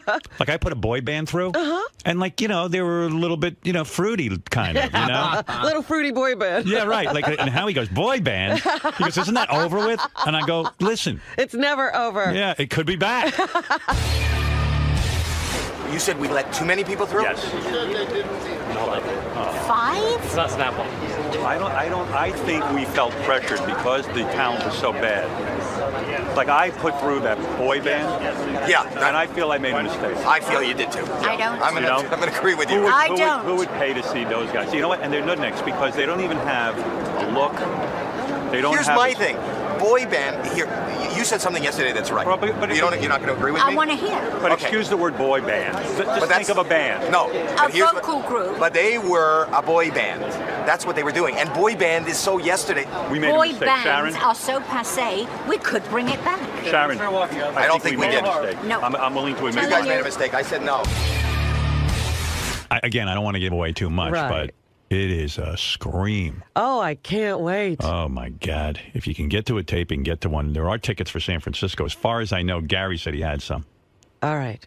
Well, I'm going to try to make it there. Let's see if anybody was there. Let me get myself together. Andrew, you're on the air. Hey, I was just wanting to know, well, first of all, before I get to my question, I was at the taping on Friday night, and I sat right behind Beth and John Stamos, and Beth looked so hot. She looked amazing. Beth looked amazing. Yeah? She showed up in a little outfit, and I told Stamos to come down, because, You had her sitting in that outfit next to John Stamos? Yeah, I said, and I even turned to the audience, I said, look how secure I am that I'm allowing this to happen. And everyone's like, hey, Howard, he's fingering her. All that kind of shit. I mean, I'm telling you, it's the Thunderdome. You don't stand a chance in there. Forget the talent, the judges. It's great. It's great. There was such. Hey, am I right, Andrew? Wasn't there a great energy there? Yeah, it seemed like everybody was just all Howard fans there. Like, you definitely got the most applause. But wasn't the actual taping itself fun? Oh, yeah, definitely. Yeah, I mean, it was great, because the audience judges the talent, too. But you know what this is reminding me of? You know how people bonded? Wait a second. Andrew just said I look great. Oh, you look great. That's right. Yeah, he looked amazing. I don't know what he's talking about. Wow. Well, are you gay? I wish. Yeah, but I'm not, sexually attracted to Howard. But No. I mean, that really means something. Right. Yeah. Yes, gay men aren't normally attracted to me. Gay men are repulsed by me. But he thought you looked hot. Yeah, you looked great. You ever hear guys go I'm not going to be on a team with a gay guy because we're going to get in the show and he's going to want me? I never said that because nobody wants me. I'd be happy if a gay man wanted me. Please come on. Please, touch my penis, something. Somebody be attracted to me. But are you going to go on the Rosie show to promote ATG? Oh, I don't even. You know what? I'm doing so few promotional appearances because, I'm on some busy schedule. How can I? Hey, by the way, Andrew, how can I look great but not turn you on? I don't understand. No, I guess. Yeah. But, you looked really good though. Thank you. You're too hard on yourself. I'm trying. But it was so much fun. It was just crazy. I'm glad you're enjoying it because it would have been horrible with all of the stuff you have to do if you then didn't like it. Look, I'm not. Here was the thing too. I felt a little weird and insecure because I had never done this before, and I felt like I was walking into an established setup. It's weird. It's one thing if it was a startup show and everyone was trying to figure it out. Everybody's in the same boat. Howie and Sharon knew exactly what to expect. I sat down, and the producer goes, and by the way, blah, blah, blah, blah, blah, do this, and blah, blah, blah, blah. And I went, whoa, whoa, whoa, what? What is it? And then they go, you're on. Yeah, America's Got Talent. And I'm like, whoa, this is like a little more complicated than I thought. So what were those instructions? Were they look at certain cameras? Or? Yeah, 2 times they had to stop in the beginning because I was turning my head to look at the judges when they talk, and they go, no, you got to look forward. We're just seeing your hair. Right. You're doing a TV show. You're not really talking to Sharon and Howie. But also there's like more complicated issues, like each judge you get assigned certain people. Oh. Like you notice on these shows, like on America's Got Talent. Somebody starts talking first? Yes. Okay. So that would be like my person. Uh-huh. And so I'm conducting the interview. And I'd never done that before. And so there's a certain America's Got Talent rhythm. Right. I'm so used to the Howard Stern show where I get to control the board, I get to control the mics, I get to, all of a sudden. Everything that's going to happen before it happens. Right. But I like this idea that the show wasn't really about me. The show is the thing, and I'm just a part of it. Right. Like here, we're the show. Yeah. There, the show already is successful. They just need a good judge.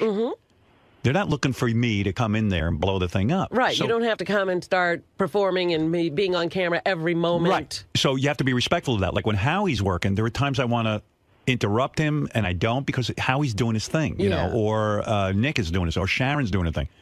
And Sharon looks fabulous. She's terrific on it. I saw her on the talk yesterday, and she says she has a new neck.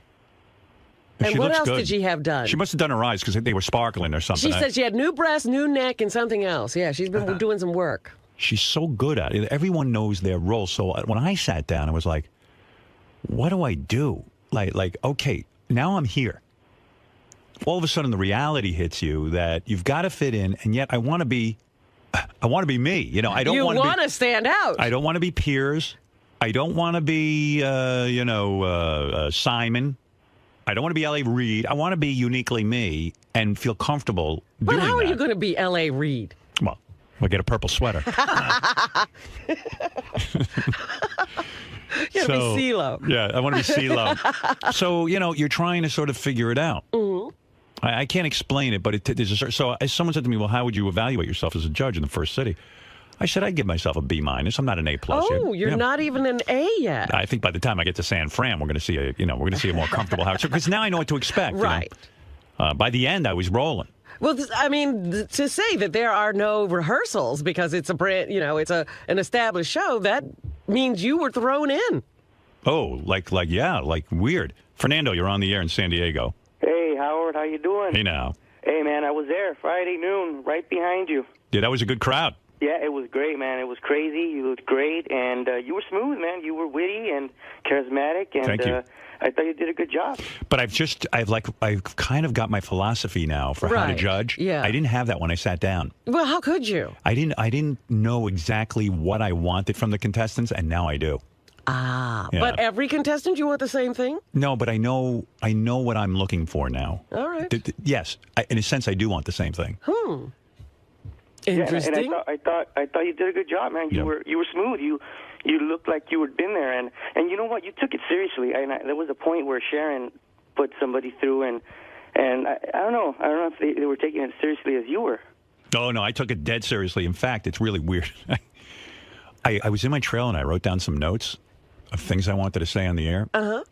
Then all of a sudden I started feeling weird because, first of all, you have to clear your desk. Only the buzzer's on there. Oh, I see. And Howie sees me with my notes. He goes, "What are those?" He's going to turn you in. Yeah. I go, "What do you mean?" He goes, "Did you write notes to yourself?" I go, "I absolutely did. That's how I do my radio show. I write down notes and thoughts." He goes, "Wow, I like how seriously you're taking this." I go, "I'm dead fucking serious because you know what? Some guy's auditioning. He's depending on me. He's putting his whole life in your hands." Yeah, I mean, this guy, it could be somebody's career. Early on in my career, people told me I sucked all the time. If somebody had given me a little encouragement, it would have been nice. And they were off notes. They never wrote a thing. Oh, no. So I think Howie thought that was funny that I had written some notes. He was goofing on you. So then I crumpled up my notes and put them in my pocket. Oh. No, I was humiliated into putting them away.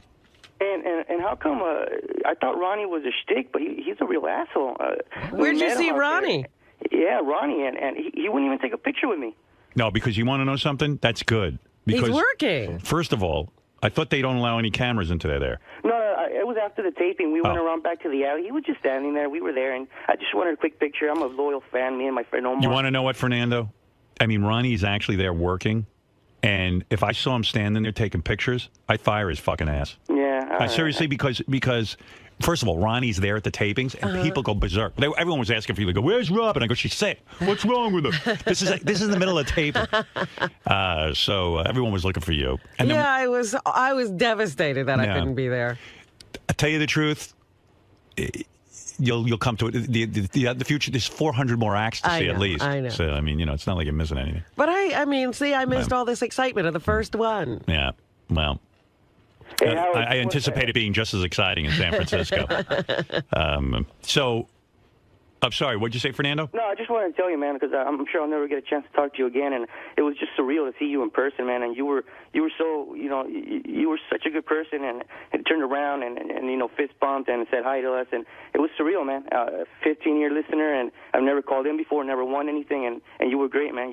Thanks, Fernando. I think Howard TV's got some behind-the-scenes footage, too. That's pretty good. I was looking at it last night. That's what I was going to say. This is reminding me of the kinds of things that would happen when you had the book signings. Yeah. And all these Howard fans would get together, get to know each other, hang out. It was a happening. Howard TV was there. I kept the news department kind of at a distance, but I'm going to let them show up. As long as it doesn't interfere with what's going on. Right. Hey, Howard, I'm not gay, man, but I thought you looked real cute. Hey, thanks, Fernando. Cute. Absolutely. Thank you, Fernando. I had a lot of makeup on, though. It's funny. At one point, my wife showed up. And she goes to give me a hug, and I go, don't ruin my makeup. It was maybe the most feminine moment in my life. You really felt that way? You weren't joking? Well, the poor makeup woman had spent an hour trying to pull my face together, and then all of a sudden Beth shows up. I go, hey, don't smudge my makeup. And I went, oh, my God, what the fuck happened to me? Don't smudge my makeup. Now you've turned into Burt Reynolds. Yeah, I'm like, please, this face can crack. Erica, you're on the air in Los Angeles. Hi, Howard. Oh, my gosh, you did such an amazing job in L.A. You were amazing. It was a lot of fun. Oh, my gosh. And every time there was a technical difficulty, the crowd would yell out, Scott! Yeah, at one point, the mics went out. Oh, really? And this guy comes out and gets under the table to fix them, and people are screaming out Scott, the engineer's name. It's crazy. Oh my God, it is just poor Scott's blamed even when he's not there. Yeah, and they start yelling at the guy. What, did Scott do the audio? Oh, so you were there. That wasn't it. Which taping were you at? I was at the evening taping on Thursday. Yeah, it was crazy. And the crowd loved you, Howard. There was this one contestant that was actually rude to him. He said, I would. Well, don't give it away. Don't give it away, the rude contestant, because I think I've been lectured at America's Got Talent not to give away everything that happened. Well, it's okay to talk about. The audience wanted to kill him. Yeah, the crowd went nuts. The audience was totally with you. Yeah, they didn't like him being disrespectful. But then you said the audience started to boo you when they didn't agree with your opinion. They would, but I believe me, I shot them a look and they shut the fuck up. I go, hey, wait a second here. You guys are supposed to be on my team. Howard. What? Everybody was there for you, and I got to tell you, this is going to change the way America sees you. The majority of the audience was actually women. It's weird, too. You remember I told you that on these shows they put the good-looking women up front? Uh-huh. It's absolutely true. Really? Were you up front? I was right behind Sharon. Right. And, yes, they actually moved a couple because they were lazy. They weren't cheering loud enough. Right. Oh, yeah. You better not be a slacker in the front. Oh, they check you up. I see the warm-up guy sits there and, he talks to the audience and tells them, they're supposed to yell out Vegas if they want them to go through. Uh-huh. And I see people not yelling loud enough. They throw them right the fuck out. So I got to tell you, pressure on the audience. Yeah. Oh, yeah. When they were seating us, they were putting all the young, pretty people right behind the judges. And there was this group of older people, seniors, probably in their 70s or 60s. And they're like, oh, can we sit there? Because there was an empty spot. And they're like, no. No. They put them on the other side. Yeah, no, they have young, attractive people. I turn around and go, wow, what is this, a beauty pageant? There were hot chicks all over the place. It's quite a scene. You were hugging them, too. What? What? What are you talking about? I didn't hug anyone. All right, a few people. No tongue. All right, Erica, thank you. Love you, Howard. Love you, Robin. Okay. You. Oh, yeah, it's a happening. It's a happening. I might have hugged a few people. I bet you did. I hugged some dudes, too. Don't worry about it. Oh, sure. Right, just to make it look good. Yeah, right. I'm not coming near you because of my mess, but it sounds wonderful. Yeah, I'm glad. That's great. It's a great live show. I don't know how to look on... Wow. It's great. I'm glad you have it. I gotta go this fun. week. I gotta see. Because you're going to sit there and judge, and you argue internally with the judges too. Right. That's fantastic. Yeah, it's fun. I mean, listen, it's like the TV show. You sit there, it's your job.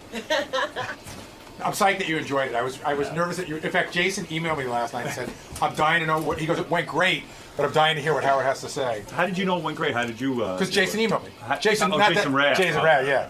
He said because he sent me the note, and I said, seconds, Howard. I said, "How did it go?" He said, "It went great."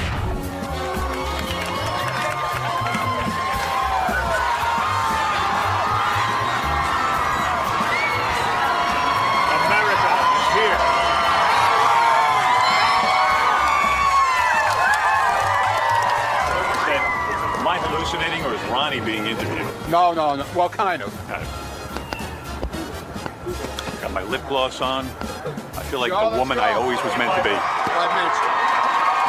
See what happens? He just lifts his hand. Show them it. Lift your hand. Watch this. Watch this. For Howard TV. Watch. All right. Okay. No, hold on a minute. Hold on a minute. Hold on. Move.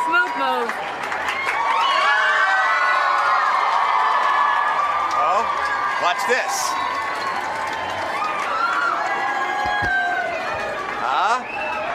So we each have our strengths.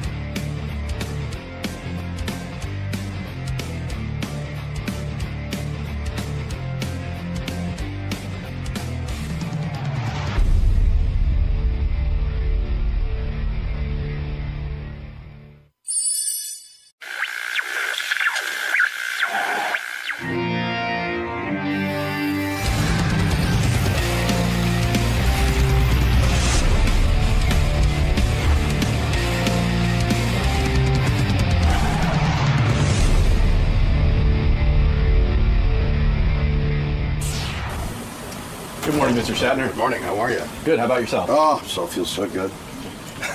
Not really. Even at this hour? Even at this hour. Even the hour before. Oh, look at this up big. Cupcake Wednesday. Is what? Cupcake Wednesday. Is it Cupcake Wednesday? I tell you, I've been ill, and I just recovered, and so now I'm hungry. Right this way, sir. Right this way. Oh, look at that. So you haven't been able to eat now? Exactly, for 6 days. You picked a good day. We have a full array of pastries out there. Yeah, no, it's the pastries I don't want to do. I need a steak medium rare. Do you happen to have a steak medium rare? We could make it happen. For you, Mr. Shatner. Yeah, I'm sure. You've done this show many, many times. Yeah, maybe too many times. The least we could do is get you a nice steak. It's good to see you. Good to see you, too. Thank you. Good morning, Mr. Shatner. Gary. Gary, my wife Elizabeth. Gary. She's so anxious to go on the air. Great. He's going to call for you in a second. I'll bring you guys in. Whenever you want. Give you a set of headphones and a little microphone on the side. Let me. I'm going to kill you. Yes, I hope so. Love. People do that. I've never done that. No. The therapist. Going to Shatter now, or you want to wait? Yeah, no, we got to do it now. He's promoting a one-man show about himself. He's playing on Broadway right now. He makes fun of George Takei in it. He was involved in some kind of dumb feud with Carrie Fisher about what was better, Star Wars or Star Trek. What is the feud? I mean, like, what do you mean? Where did they feud? Which is better, Star Trek? No, I mean, where did they feud? I mean, like, where do you go to? He said that Star Wars or Star Trek was far superior, and then Carrie Fisher put something up on the web where she was interviewed. Basically, people interview these two and they bring it up. They say, William Shatner said this about, Star Wars. What do you think?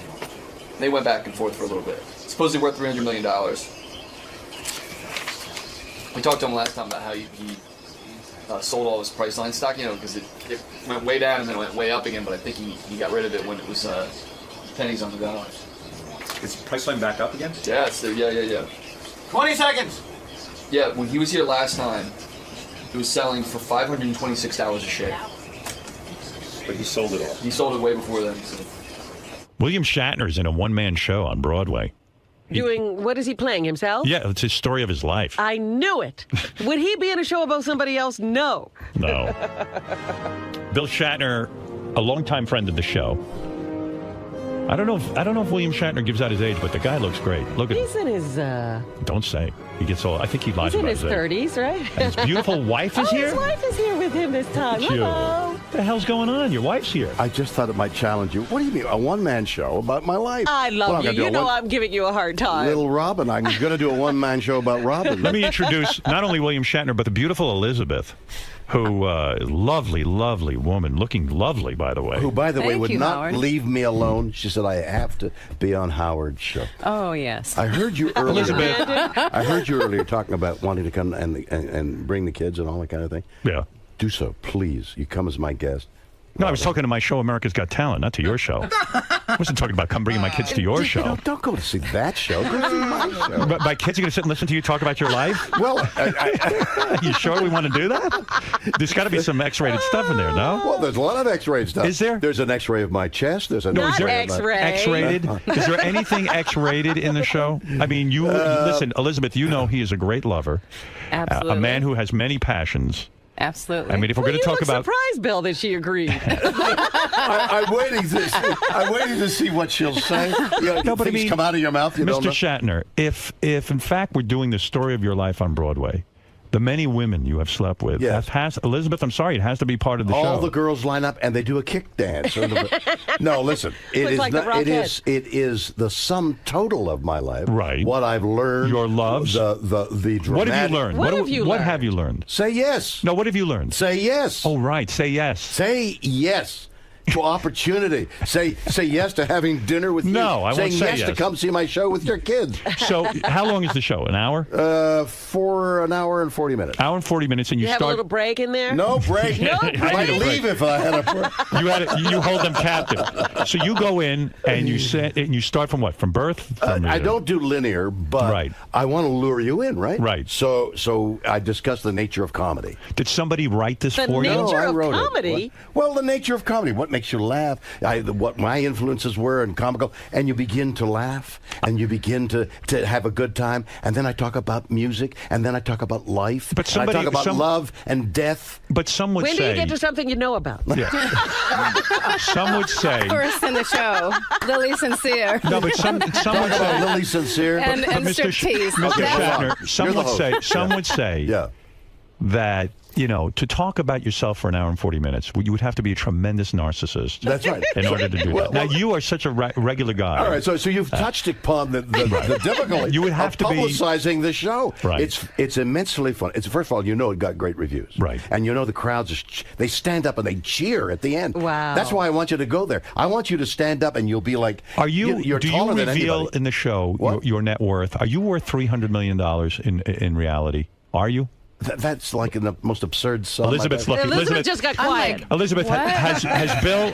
Elizabeth, Where did that come Elizabeth, from? has Bill ever shared with you his net worth? He shares everything with me. Right, but has he ever sat you down and said, "I want to open my books to you"? You got to know what's going on. Yes, I know exactly if what's going on. If I said to you, "What is William Shatner worth?" you would know. Yes, he's worth my total everything in my life. Do you know? Seriously, do you know? Seriously, I have no money, but I know everything. But love. How do you know what he's worth? At what point does he come to you? How long have you guys been married? I mean, it's been a while. 12 years. 12 years. Yeah. And they said it wouldn't last. And at what point does he come to you? Nobody said it would. How does it come about? You're the one who said it would. How does it come about, Elizabeth, that William Shatner says, "Listen, darling, I want full disclosure here. I want to show you everything I have." When did he open the book? Well, that was like about a month into our relationship. No, wait a minute. That's right. Is that the way to a woman's I'll show heart? you everything I have. Everything he had then. Yeah, but how much money have you got? So you know what he's worth. Sure. Right. Is that We're because a team. did you have to sign a prenuptial agreement when you married William Shatner? Oh, yeah. You know, You he's do. the original negotiator. So he has to. Priceline.com. So part of a prenuptial. See, that's my wife. She says Priceline.com, right? Part of a prenuptial agreement is that he has to expose his finances to you, everything, so that you can assess the situation. Right. Was it $300 million? Well, listen. No. It's been so long ago. Why are you interrupting? I'm interrupting because it's been so long. I can't remember. It's been so long ago. I That's can't nothing remember. a woman forgets. The interest on $300 million. Talk to me once again about. Talk to me once again about Priceline, because seriously, I need to know this. Yes. It is a famous story that you were you were the original spokesperson for Priceline. They paid you in stock. Right. The stock, of course, you had to hold on to for a while. And the time that you were holding on to it, it exploded. It went big. You were worth, on paper, hundreds of millions of dollars. The guy who owned the John Walker, who owned the stock, major stock, was worth more than General Motors at the time. He was going not to endow a university. He was going to build the university. Right. Wow. So, and what happened? So while you were holding on to the stock, which you had to, the stock dived. It took a tank. Right. And you had it, and you ended up selling it all off at about $2 a share. Really? Or 7 cents a share, whatever. Are you it was. I told him not to, but you know. Why are you laughing, Bill? That was a good one. What, did she tell you not to sell it? She said, don't sell. I said, are you crazy? Is that true? I mean, I don't know anything. I'm a horse trader from the But past. Elizabeth, you're very you don't smart. Sell when it's low. Elizabeth, you're smart. I'll tell you why. Thank you. Bill probably panicked and said, I might as well get something for this because the thing's going to go out of business. You said to him, listen, you've got enough money. It's not like you're desperate for money. Why don't you hold on to it? Exactly. And if it makes a miraculous comeback, which it did, it's selling now for over like $500. $500 or something. More, And- $526. Yeah. You sold it all off? You didn't say to yourself, I'm a wealthy man, maybe I'll hold on to this? Why, Bill? Seriously. I'm going to tell you why. Because he didn't listen to me. That's right. Because the dot-com bubble hit, and everybody who was involved in the dot-com bubble, not everybody, I guess, sold out. But most of the people at Priceline, I presume, sold their stock. Wow. The difference between what happened at Priceline and 99.9% of the rest of the dot-com companies was Priceline had something to offer. Right. It was a valid company. So gradually, with their entrepreneurship and my publicity, the stock rebuilt, but I didn't have any stock. It's a shame, isn't it? Because I look at it now and I think you're doing well. I'm doing all right. He's doing okay. I make an occasional gig on this show. Does it torture you not to have that? Like, in other words, wow, that was the biggest score. So here's one of my things in the one-man show. Right. That's on Broadway at the Music Box Theater that people can buy tickets to right now. Okay. Shatnerworld.com. At shatnerworld.com. Right. Regret is the worst of the emotions. Right. Because there's nothing you can do about it. Right. But if you regret you went left and you should have gone right, well, who knows what would have happened if you had gone left. Right. Now you went right, and so... So that's your philosophy, and you really do live by that. And I really do live by that. And you feel good about the whole thing. I do. And the show, which is dramatic and funny and sad and happy... Do you talk about and sex? philosophical. Well, not sex literally. You don't talk about your wife and what goes on in the bedroom? Or anything like that. I would think... Listen, no, maybe not, but Bill, I mean, Mr. Shatner. That's all right. No. Okay. I'm respectful. Look, you know Sandy and George. Dinner in a long time. I keep asking you out. He might as well be No. Bill. I know. I do. We had dinner once. I'll never forget that. Why? We had a nice dinner, right? Yeah. It was great. It was What was nice. so It was fun. memorable about it? Our friends. No. Oh, yeah, what was that? Never mind. He outed a friend of ours. Oh, he was perfect. You were a perfect gentleman until about 3/4 through the dinner. No. What happened? I don't remember. Gentleman all the way through. Except our friend had a date with somebody else. He said, and we invited him to dinner. Went to that wonderful restaurant. Yeah. Who never gives you a free meal, even though you mentioned them on the air. I know. What You made him kiss.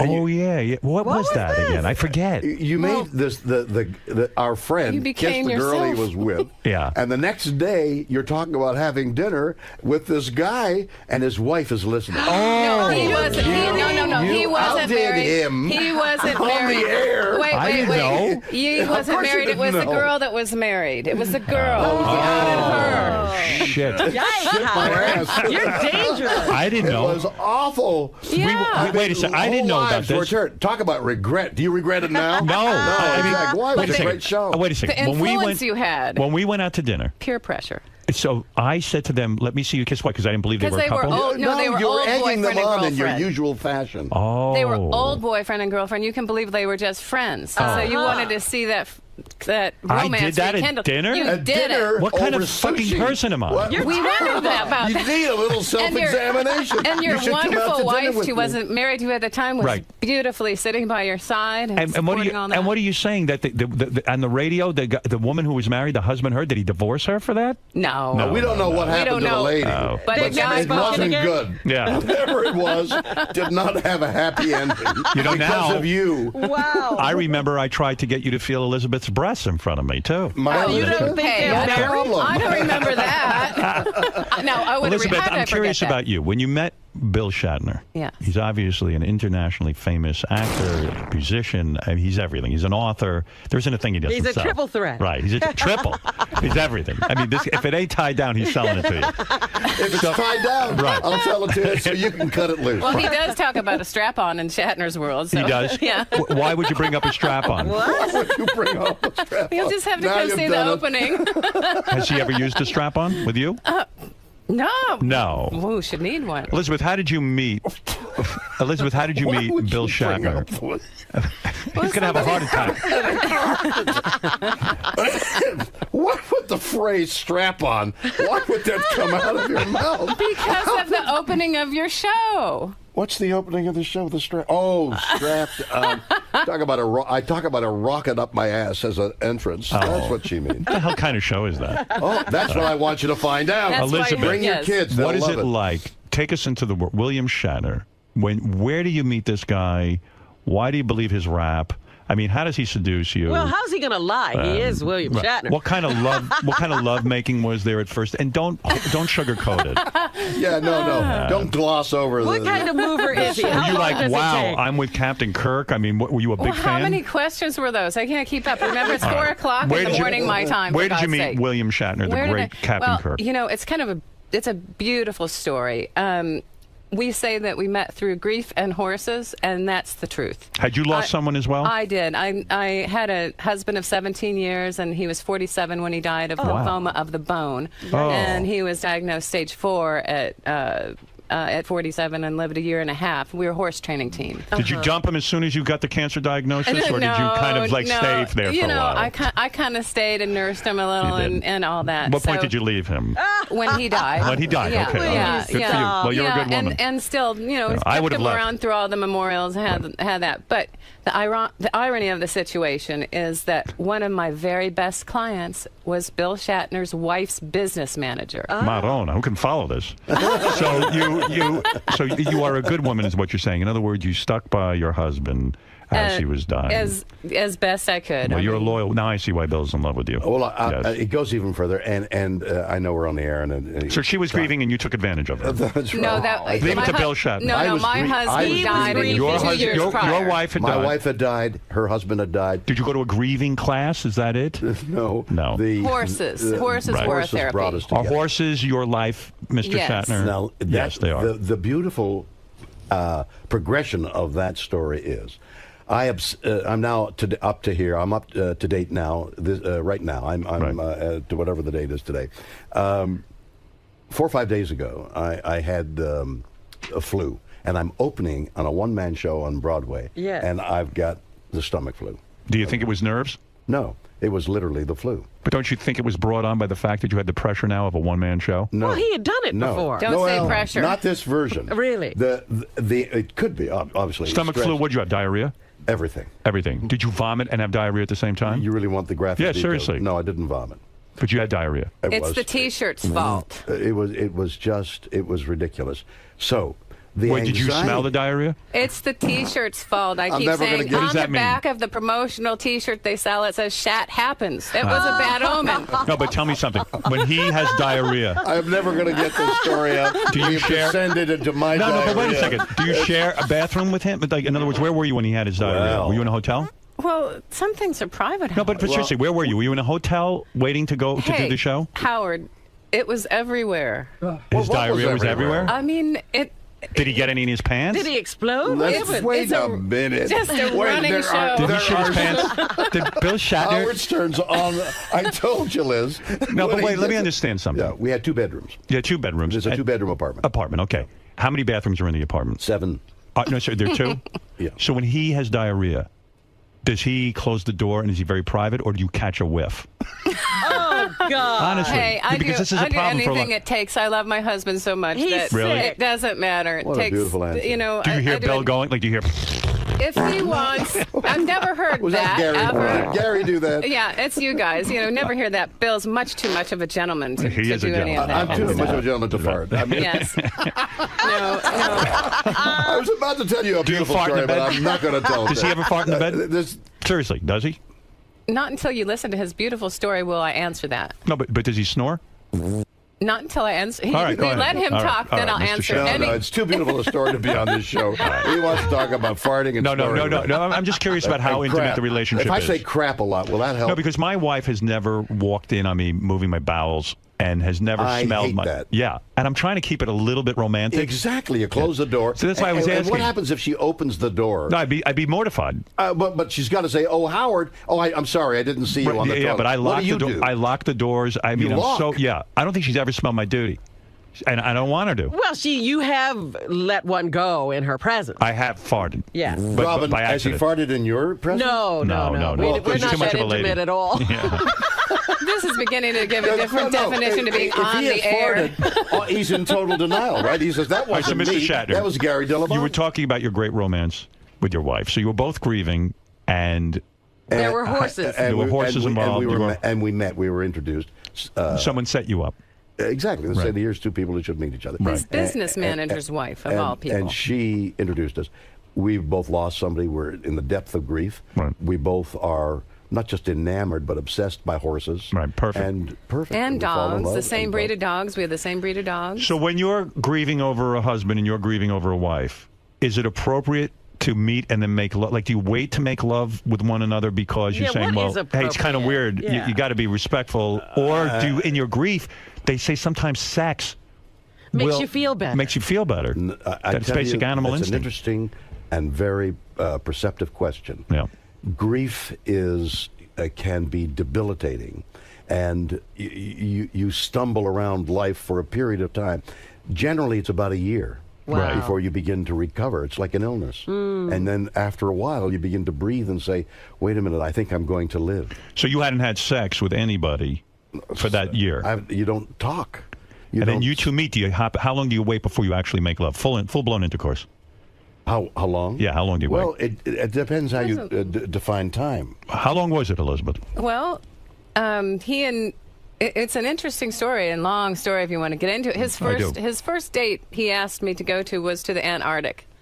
And I had my own business on a Canon photo safari shoot to shoot penguins. Fantastic. But And I say you'll have your own room. I said, I'm no, alone, I you're said, alone. I'll have my That's own great. room. Yeah, sure. And He's William Shatner. He knows what he's doing. Yeah, and I said, but I've been taught to do, when I'm confused, to do a pro and a con list. And I owned my own business. Why were you confused? Because you thought it was inappropriate to go away with him? I owned my own business. I had responsibilities. I was a horse trainer. I had 25 head of horses who are like people's children to train. And that just can't pick up and go off. I had responsibilities. So my con list was a lot longer than my pro list, and I had to refuse. You refused? Yes, I said, sorry, I would love to, when he made love to you the first time, was it what you imagined? Because had you ever been out with a famous actor before? I didn't really get he was a famous actor because I didn't watch too much television. And every time I saw Star Trek go by, I sort of kept going by it myself. But he's tremendously charismatic, is he not? He sucks you in. Don't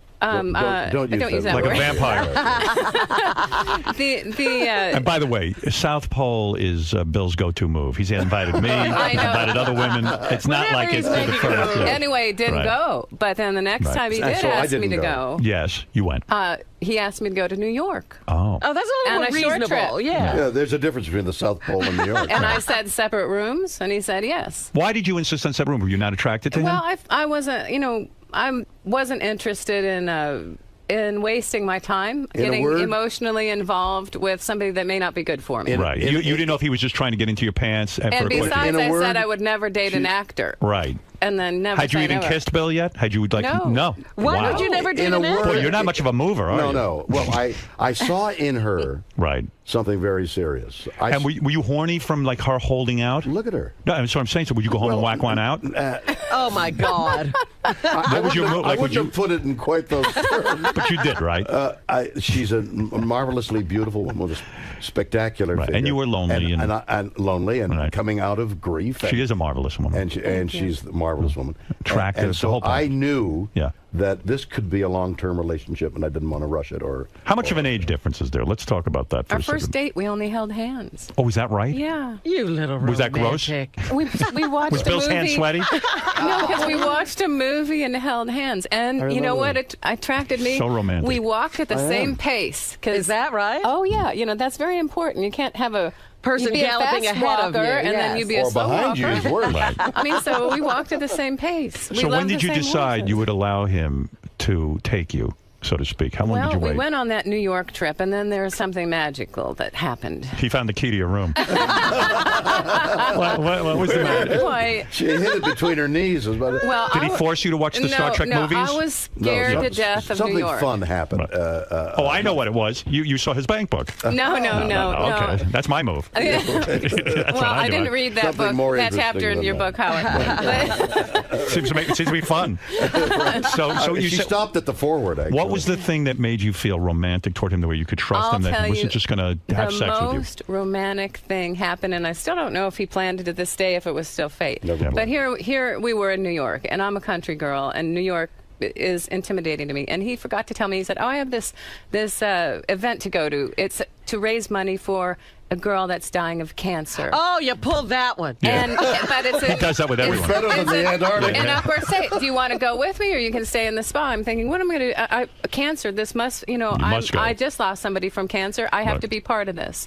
So how long? We got in the car. 3.5 hours. And with your agent at that time, who'd also lost somebody, so it was a car ride of grief. We get there, we go visit the girl in the hospital. Aww. We bring her a stuffed German Shepherd. Do you think this is Bill's move to show you what a great guy he is? I would do that. You see how hard he is. I would do something like that. I was beginning to warm up. Do you think he said to his agent, listen, find me some sick girl? No, but this is where the question, this is where I wonder. Okay, so we do all this. You're worse than I've ever thought. We do all this beautiful stuff. We meet her parents who are also dying of cancer. He makes them. The fundraiser was he goes in and throws one bowling ball for the cause, and he makes a strike, if you can believe it. It was magic. Well, okay, he's an athlete. Then on the way back home, guess what? The agent doesn't go with us in the car, and the heater in the car goes out. Right. And it's midwinter. It's midwinter. And he needs to cuddle with you. And he put his arm around me. And it's a clear moonlit night. Right. Okay. So we're halfway between Albany and New York. We haven't kissed yet. And between you and me, the little cancer girl, was she an actress? Tell the truth now. Where's she now? Now you can tell. Now, listen, you're married 12 years. She died? Oh. I don't believe it. Listen, there's that whole Schenectady area where General Electric was. Yes. You know how many people die of cancer up yes. there? There's all kinds of weird stuff going on there. Okay, so he did a good thing. That turned you on. That was cold in the car. Wait a minute. So it's cold in the car. You missed the most romantic part. There you go, Lizzie. Go all of a sudden, like, I'm so cold, and he puts his arm around me, and I'm like, oh, those arms feel like home. That feels so comfy. And then tell him what you did, honey, because only... I didn't do anything. Look, put the finger... there's a moonlit night. I say to the driver, and we're passing an empty field, I say, stop. Stops on the side of the road. Yeah. We get out of the car in this below zero weather. Yeah. We walk into the field. You're going to get into the Antarctic one way or the other. Sparkling. And Bill turns to the driver and goes, get me a Viagra, quick. He doesn't need one. He doesn't? No. Even still? Look, this is Captain wife. Go ahead. You didn't ask the driver I put my arms around her and kissed her in the moonlit night. Wow. Look at you. Kiss me. After that. Wow. It was kismet. You know what? You know how to seduce a woman, don't you? Well, it takes a little trouble. We went back to New York and still... Separate rooms. Really? Really. So when do you give yourself to Bill? Well, then, I just started falling in love with him and his intelligence and our conversation. And our conversation. I mean, his intelligence, our first date where we had dinner, is the whole reason I even agreed to go to New York anyway. The conversation. So how long should a woman wait if she's dating a famous man like William Shatner? How long do you wait before you make love to him? I can't answer that. Why? I've only dated... What was it for you? Did you wait a month? It was probably a month. More than a month. A month. And were you, like, completely frustrated by this woman? William Shatner knows how long What's the matter with you? Were you kind of like, hey, I'm a famous actor. Why am I waiting a month here? No. I was hopeful that something eventually would happen. Right. But from the moment I saw her, I thought, this is somebody that I could be serious. Even, like, I'm an older guy, you're an older guy. Would you get blue balls and stuff from hanging out with her and kissing her and not being able to unload? Or did you... We weren't even kissing that much at that point because we were still getting to know each other. It was long term. But that New York trip, then I had some really great employees at the time who were able to exercise the horses because, mind you, I had 25, 30 horses back home and all the clients. So from that New York trip. He said, well, I've got another gig to do at some college. Would you like to come with me? And I said yes. Right. He constantly kept taking you away. We went New York. Right. Then we went to this gig where he was extremely funny in front of college students because they accidentally gave him 4 shots of caffeine. He shows off. And then we go to Kentucky. I saved that for the last. So what I'm saying is, so after all these trips and everything, finally... That was one continuous trip. It wasn't back and forth. We started out in New York, then we went to wherever we were at the college, then we went to Kentucky. So this is impressive. Basically, then we went back to California to his home. And then it happened. And then we never turned back. So then this is where you gave yourself to him, in the home, in Bill's home. It happened. Were you nervous getting naked in front of Bill Shatner because he is a famous actor and has made love to many? It's been so long ago, I can't remember. Were you nervous about it? Lights on, lights off. Yeah. We're Bill not lights off kind of people. The lights were on, and then when Bill disrobed. You know what? All I wanted to do is love him. I didn't. Did you remove his clothing? And all I wanted to see was her beauty. You're saying Bill removed his own clothing. And there he is, Bill Shatner, standing there. I have breakaway clothes, like a stripper. Yeah, are you ready? So then, I pull a switch. So Bill Shatner stands before you nude. Except the black socks. I like to keep the black socks on. You're laying in bed. He's naked. You're cuddling. You're nude and he's nude. All right, that's where it stops. And then he mounts you. And then he mounted you. Woman, that's a horse turn. Well, no, that's erotic. He got on top of you. Now you're creating stories. No. Now he's got an erection. That's isn't it weird? Like you talk about this beautiful romantic moment, and here we fast forward 12 years later, and he has diarrhea in front of him. It's like Hey, listen. That's how it always winds up. I want to sum this up by telling you Yes. the beauty is I was excited by this new project I have, the one-man show. I see. I was excited. We're wrapping up. Well, not wrapping up. We're full circle back to the diarrhea. But talk about when you made love to her the first time. Wait a minute, I'm trying to get a point across. You're not being emotional about this. ShatnersWorld.com. Buy some know tickets. that. It is part of this. It has an aspect. It's philosophical. So I'm excited and obsessed by doing the best thing I can, and I'm opening in New York in a one-man show. There's no greater hurdle to climb. Right. And it's exciting. Right. I get stomach flu. Right. So the only approach I can take is, isn't this exciting? I'm opening in New York, and I've got stomach flu, and I've still got to be good. And the show has to go on. And the show has to go on. Right. So that's an additional layer. My wife takes care of me. She nurtures me. Right. My wife of 12 years. And I realize again how much I love her. And this experience in New York is not only opening in New York, being ill in New York, but I rediscover my wife in New York, and that's the story. From the diarrhea, and she took care of it, and that's real love. He's back to the diarrhea. Well, the diarrhea, it's gross, and yet she still loved you through it all. His mouth is running on. Was he a great lover, and did you compare him to your ex-husband who had died? Who was a better lover? Here's the philosophy. Go ahead. Just tell me, who's better, Bill or your previous husband? It's a continuum. Everything you learn from one person... if who there's love present. See, aren't you? Who is bigger? Do you see why I married her? Wait, we're getting down to it. The beauty of the answer, Elizabeth, and the evasiveness. Who is bigger? It's bigger because a continuum, the more you learn, the more experience you have, the better it gets. Is Bill big? Everyone wants to know. Answer the question. It depends how you define He's such a big star. No, I'm not. He's come an on, don't icon. kid around. He's iconic, for God's sake. Don't kid around about that. He's iconical. Right, so the marriage, what we've learned is the marriage is strong. Don't kid around about that. How big? The marriage is good. Marriage is wonderful. Beautiful. Have you met Leonard Nimoy yet? I love Leonard. Leonard is one of your favorite people. And Susan. Scott Tracy Hamilton. Leonard They're just and wonderful. Do you speak about Leonard in your one-man show?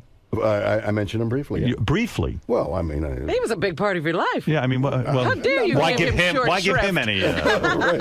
I want to point out that I love Leonard and Susan, and Liz does, too. And do you mention George? Seen them enough. Do you mention George I Takei? open with George. You do? I do.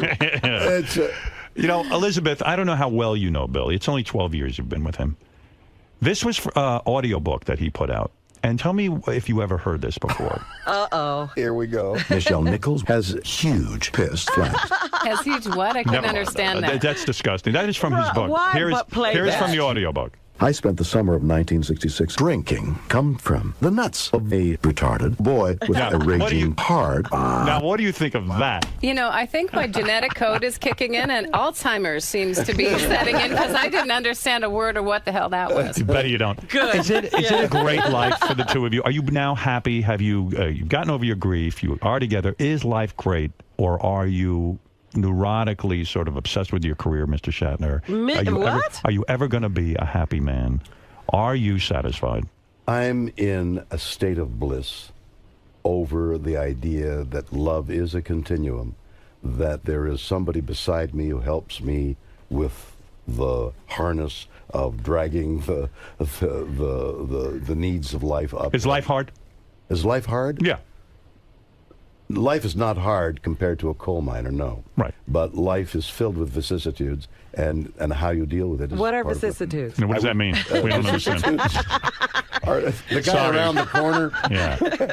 Seriously, you guys are happy now, and you've learned. I mean, at this I'm point, going to let Liz answer. Yeah. We're so grateful to be together, and what we've seemed to have done, is develop compassion and empathy through our experiences of loss of loved ones, and channeled that into using what we know, which are horses and animals, for healing, and putting that into charity causes. Hollywood Charity Horse Show, Bill's been running for many years. Is your life full of vicissitudes? Well, she's got one more thing you've got to hear. And now the evolution is that we're taking that empathy and compassion and reaching out to our military families and to our veterans, our wounded warriors, and promoting every community to get involved.